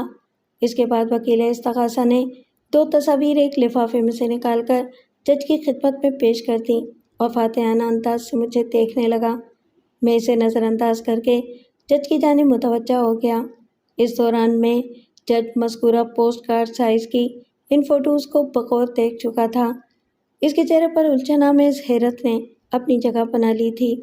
اس نے تصاویر کو میز پر رکھنے کے بعد وکیل استغاثہ کی طرف سوالیہ نظر سے دیکھا تو وہ وضاحت کرتے ہوئے بولا، یور آنر، یہ گمشدہ سرینا اور اس کے عاشق کی تصاویر ہیں جو ایک رنگین اور سنگین کہانی سنا رہی ہیں۔ مزید تصدیق کے لیے ملزم سے پوچھا جا سکتا ہے۔ That's all your owner. آئندہ 1 منٹ میں چاند میاں نے اس امر کی تصدیق تو کر دی کہ ان تصاویر میں دکھائی دینے والی عورت لاپتہ زرینہ اور مرد گراؤنڈ فلور پر رہنے والا ایک شخص نبیل احمد ہے، لیکن اس کے ساتھ ہی اس نے اپنی یہ ماہرانہ اور پیشہ ورانہ رائے بھی دی کہ ان تصاویر کے ساتھ کسی نے خصوصی چھیڑ چھاڑ کی ہے، مطلب جیسا نظر آ رہا ہے وہ حقیقت نہیں ہے۔ جناب عالی، کیا میں بھی اپنے فاضل دوست کی فراہم کردہ تصاویر کو ایک نظر دیکھ سکتا ہوں؟ میں نے جج سے مخاطب ہوتے ہوئے بآواز بلند کہا۔ کیوں نہیں؟ جج نے فوراً میری فرمائش پوری کر دی۔ وکیل استغاثہ کے ہاتھ میں وہ فوٹوگرافز دیکھ کر میں چونک اٹھا تھا، اگرچہ اس وقت میں یہ نہیں جانتا تھا کہ مذکورہ تصاویر کس سے متعلق ہوں گی، مگر ان کے سائز نے میرے ذہن میں روشنی کا ایک جھمکا سا کر دیا تھا اور مجھے سیکنڈ کے 1000ویں حصے میں ایسا محسوس ہوا کہ یہ وہی 2 تصاویر ہیں جو منصور علی نے وقتاً فوقتاً میرے آفس میں پہنچائی تھیں اور اس وقت میرے بیگ کے اندر محفوظ رکھی تھیں۔ میرے محسوسات نے مجھے دھوکہ نہیں دیا۔ وکیل استغاثہ جو تصاویر منظر عام پر لایا تھا وہ ہو بہو انہی فوٹوگرافز کی کاپیز تھیں جو میں نے اپنے پاس سنبھال کر رکھی تھیں، بلکہ میرے بیگ میں ایک تیسری تصویر بھی تھی، یعنی منصور علی کا قلمی خاکہ جو شاہد حسین نے بڑی محنت سے عام رجسٹر سائز کے ڈرائنگ کارڈ پر ڈرا کیا تھا۔ جناب عالی، میں نے جج کی طرف دیکھتے ہوئے بڑے اعتماد سے کہا، اگر یہ تصاویر میرے فاضل دوست نے بڑے فخر سے پیش کی ہیں تو ان کے ذہن میں مذکورہ تصاویر کے حوالے سے کوئی کہانی بھی ہوگی۔ مجھے جو بھی کہنا ہے وہ کہانی سننے کے بعد ہی کہنا ہے۔ That's all. جی وکیل صاحب، جج نے سوالیہ نظر سے وکیل استغاثہ کی طرف دیکھا، آپ کیا کہنا چاہیں گے؟ وکیل سرکار نے بڑے جوش و خروش سے بولنا شروع کیا، جناب عالی، ان تصاویر میں 2 افراد نظر آ رہے ہیں جن میں عورت کا نام سرینا اور مرد کا نام نبیل احمد ہے، جو کہ ملزم کے نیچے والے گراؤنڈ فلور کے فلیٹ میں رہتا تھا، اور اس بات کی تصدیق تھوڑی دیر پہلے ملزم نے کر دی ہے۔ ان میں سے ایک تصویر کو دیکھ کر بخوبی یہ اندازہ لگایا جا سکتا ہے کہ نبیل احمد اور ملزم کی گمشدہ بیوی میں کس نوعیت کے غیر شرعی تعلقات تھے۔ لمحاتی توقف کے بعد اس نے طنزیہ انداز میں میری طرف دیکھا اور پھر اپنے دلائل کے سلسلے کو جاری رکھتے ہوئے بولا، ملزم کو جب اپنی بیوی کے لچھنوں کا علم ہوا تو اس کا دماغ گھوم گیا۔ اس ایشو کو لے کر میاں بیوی کے درمیان خوب لڑائی ہوئی اور یہ لڑائی کئی روز تک ہوتی چلی گئی اور پھر بالآخر ملزم نے اپنی دماغی بیماری کو آڑ بنا کر ایک رات گلا گھونٹ کر اپنی بیوی کو موت کے گھاٹ اتار دیا اور پھر ادھر ادھر کی چند بے ربط باتوں کے بعد اپنے دلائل کا سلسلہ موقوف کر دیا۔ اپنی باری پر میں نے جج سے مخاطب ہوتے ہوئے گہری سنجیدگی سے کہا، جناب عالی، میرے فاضل دوست نے جن تصاویر کے ذریعے میرے موکل اور اس کی گمشدہ بیوی کے حوالے سے ازالہ حیثیت عرفی کا ارتکاب کیا ہے وہ انتہائی افسوسناک بلکہ شرمناک ہے۔ ویسی ہی 2 تصاویر میرے پاس بھی ہیں، مگر ایک مختلف اور چونکا دینے والی سنسنی خیز کہانی کے ساتھ۔ اور وہ کہانی کیا ہے؟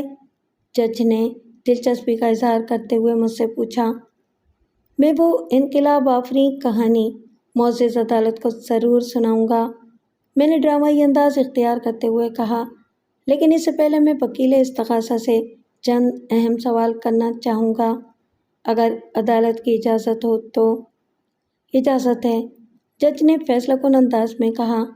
میرے فاضل دوست، میں نے وکیل سرکار کی طرف دیکھتے ہوئے سوال کیا، پچھلی پیشی پر آپ نے فوٹوگرافز کا ذکر تو کیا تھا، لیکن مذکورہ تصاویر دکھائی نہیں تھی، بلکہ اس معاملے کو اگلی پیشی کے لیے چھوڑ کر مجھے خوب تیاری کے ساتھ عدالت آنے کا مشورہ بھی دیا تھا۔ میں غلط تو نہیں کہہ رہا نا؟ نہیں، وہ میری بات کی تصدیق کرتے ہوئے بولا، مجھے اچھی طرح یاد ہے، میں نے ایسا ہی کہا تھا۔ کیا میں جان سکتا ہوں کہ آپ نے یہ دونوں فوٹوگرافز کہاں سے حاصل کی ہیں؟ میں نے اس کے چہرے پر نکات جما کر استفسار کیا۔ ایک اچھا وکیل اپنا سورس کبھی نہیں بتاتا، وہ بڑی ادا سے بولا۔ میں نے معنی خیز انداز میں کہا، آپ چاہیں نہ بتائیں، مگر مجھے معلوم ہے کہ یہ دونوں تصاویر آپ کو کس نے دی ہیں۔ آپ کو کیسے معلوم؟ بے ساختہ اس کے منہ سے نکلا۔ اس لیے کہ ایسی 2 تصاویر میرے پاس بھی ہیں، میں نے ایک ایک لفظ پر دباؤ ڈالتے ہوئے جواب دیا، جو اسی شخص نے میرے آفس میں پہنچائی ہیں، جس نے آپ کو دی ہیں۔ مگر دلچسپ بات یہ ہے کہ آپ اس پراسرار بندے کو بالکل نہیں جانتے، جبکہ میں اچھی طرح جانتا ہوں۔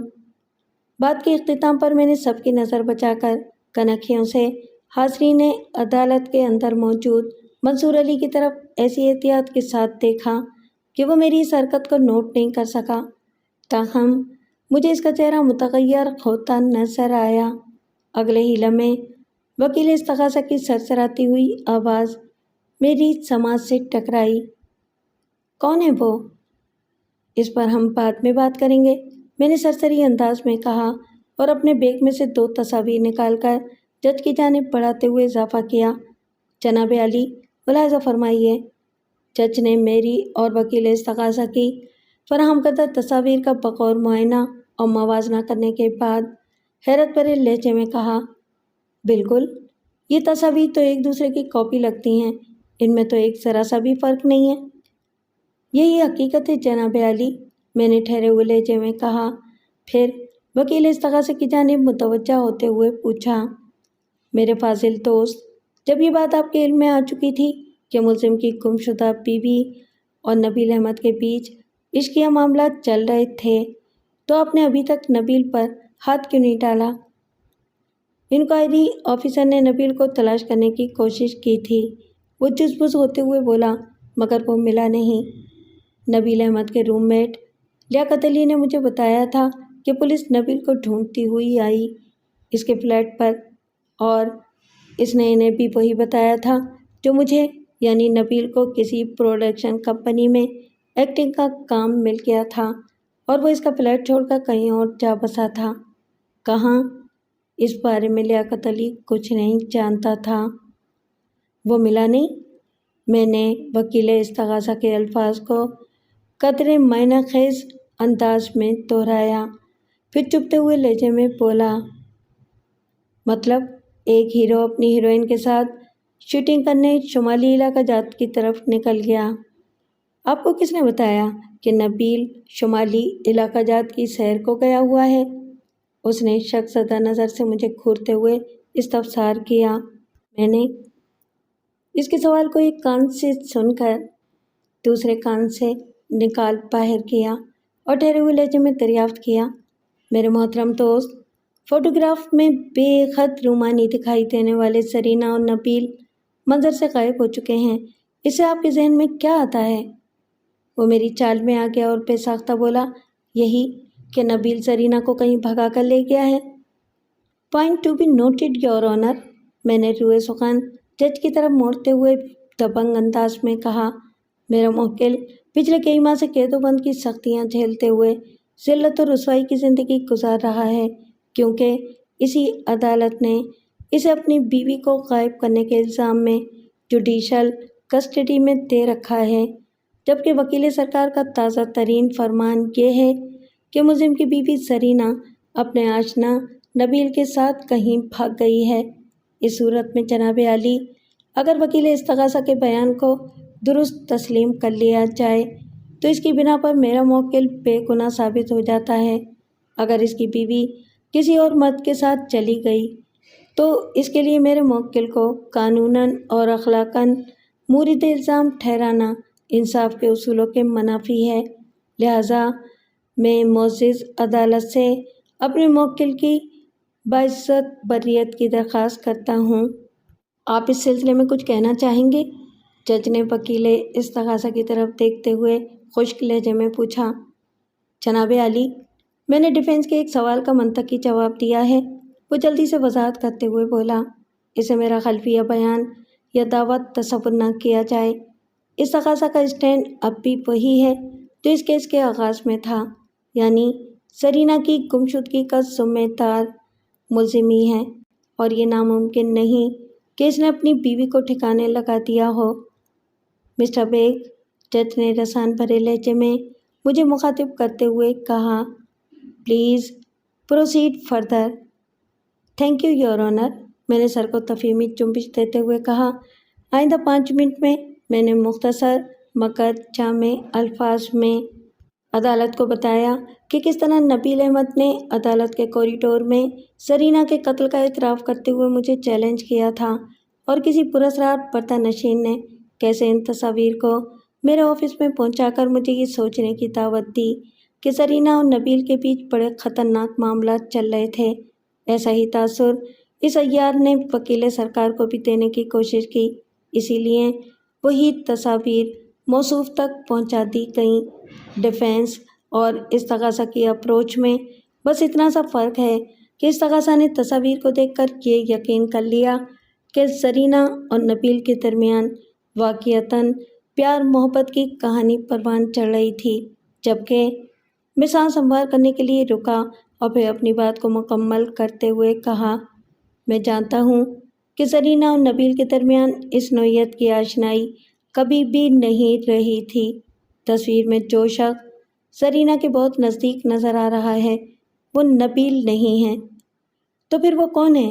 وکیل استغاثہ نے تعجب خیز انداز میں سوال کیا۔ وہی جس نے مجھے اور آپ کو یہ تصاویر بھیجی ہیں، میں نے جواب دیا۔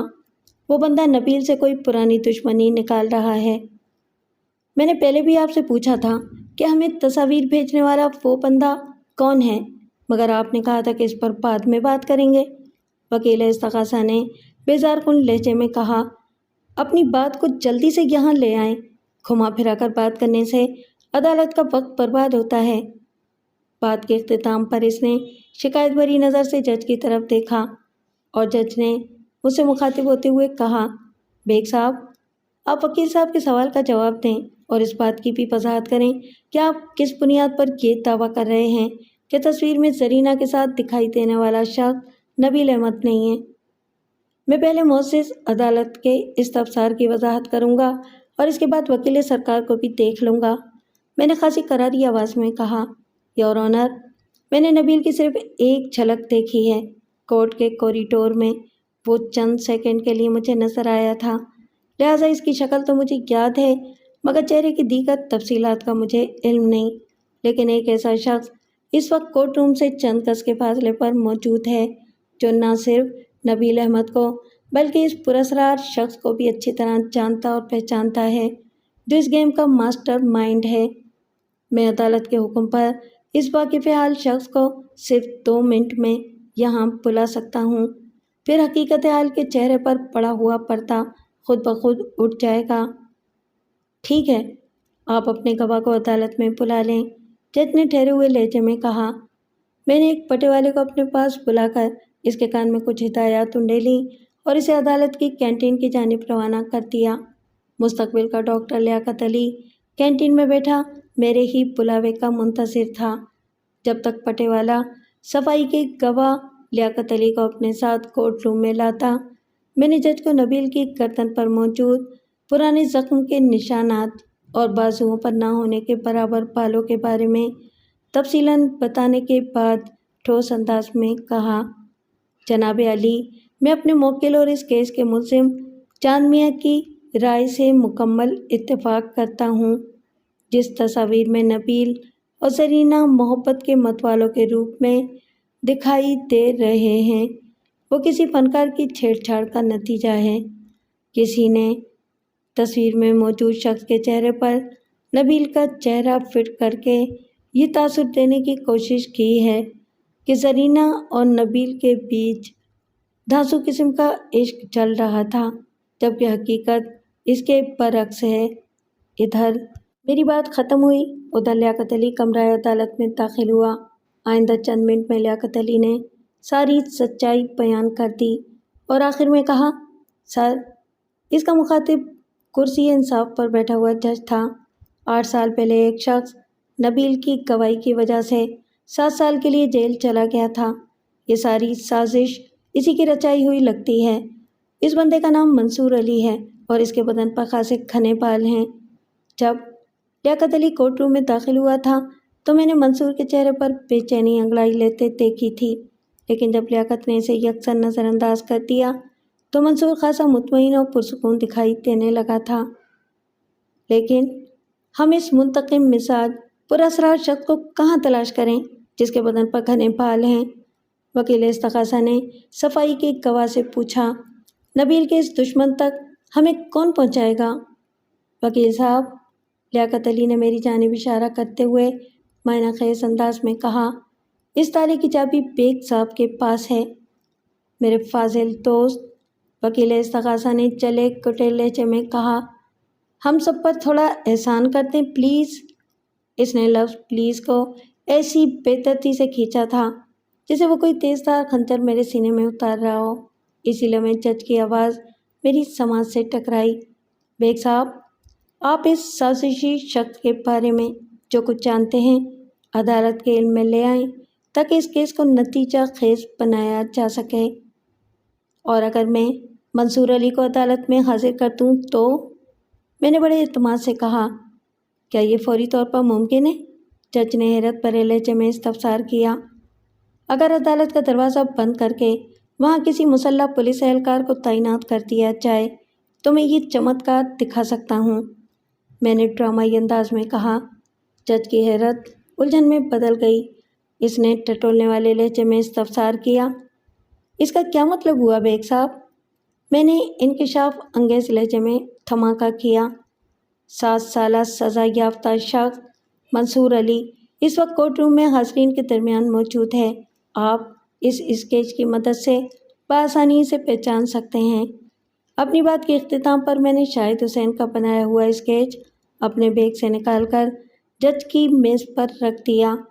اس کے بعد کمرہ عدالت میں جو سنسنی خیز اور ایکشن سے بھرپور فلم چلی ہوگی، میں اسے الفاظ میں بیان کرنے کے بجائے آپ کے تخیل اور تصور پر چھوڑتا ہوں، اس یقین کے ساتھ کہ آپ زرخیز ذہن کے مالک ہیں۔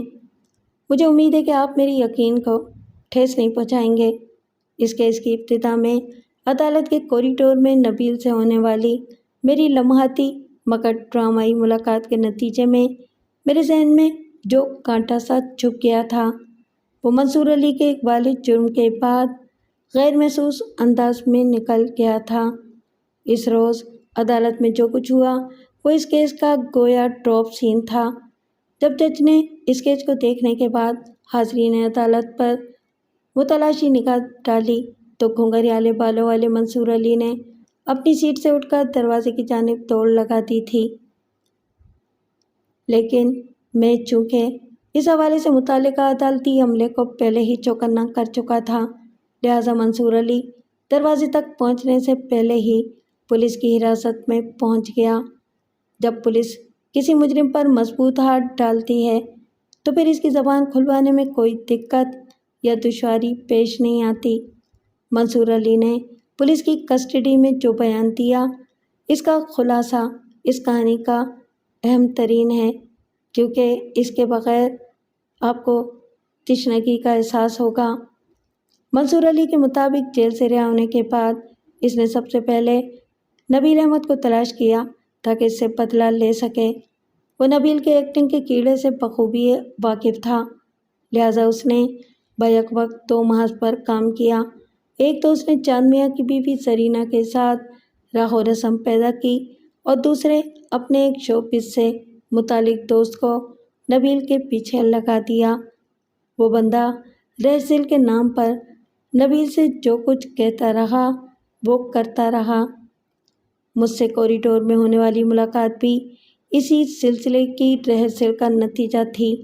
منصور علی در پردہ رہ کر نبیل کے ساتھ چوہے بلی کا کھیل جاری رکھنا چاہتا تھا، جس کے نتیجے میں نبیل ایسی مصیبت میں پھنس جاتا کہ اس کی ساری زندگی جیل کی سنگلاخ دیواروں کے پیچھے گزرتی۔ نبیل کو بالکل یہ معلوم نہیں تھا کہ شوبز سے تعلق رکھنے والا وہ شخص اس کے دشمن منصور علی کے اشاروں پر ناچ رہا ہے۔ اس کی خوش قسمتی یا بد نصیبی کہ ایک روز اس نے اس بندے کو فون پر کسی سے ایسی باتیں کرتے سن لیا جو اسی کی ذات سے متعلق تھیں اور خاصی خطرناک اور جان لیوا بھی۔ نبیل کی اس مہلک جانکاری سے منصور علی واقف ہو گیا، لہٰذا اس کھیل کے اختتام سے پہلے ہی نبیل کی زندگی کا چراغ گل کرنا ناگزیر ٹھہرا، ورنہ اس نے سوچ رکھا تھا کہ نبیل کو جیل میں سڑانے کے لیے اگر اسے زرینہ کی زندگی سے کھیلنا پڑتا تو وہ ایک لمحے کی دیر نہ کرتا۔ زرینہ کو منظر عام سے غائب کر کے منصور علی نے اپنی تحویل میں رکھا ہوا تھا۔ اس کی گرفتاری اور اقبالی جرم کے بعد زرینہ کو بازیاب کرنے میں کوئی مشکل پیش نہیں آئی تھی۔ چاند میاں کو زرینہ مل گئی اور منصور علی کو جیل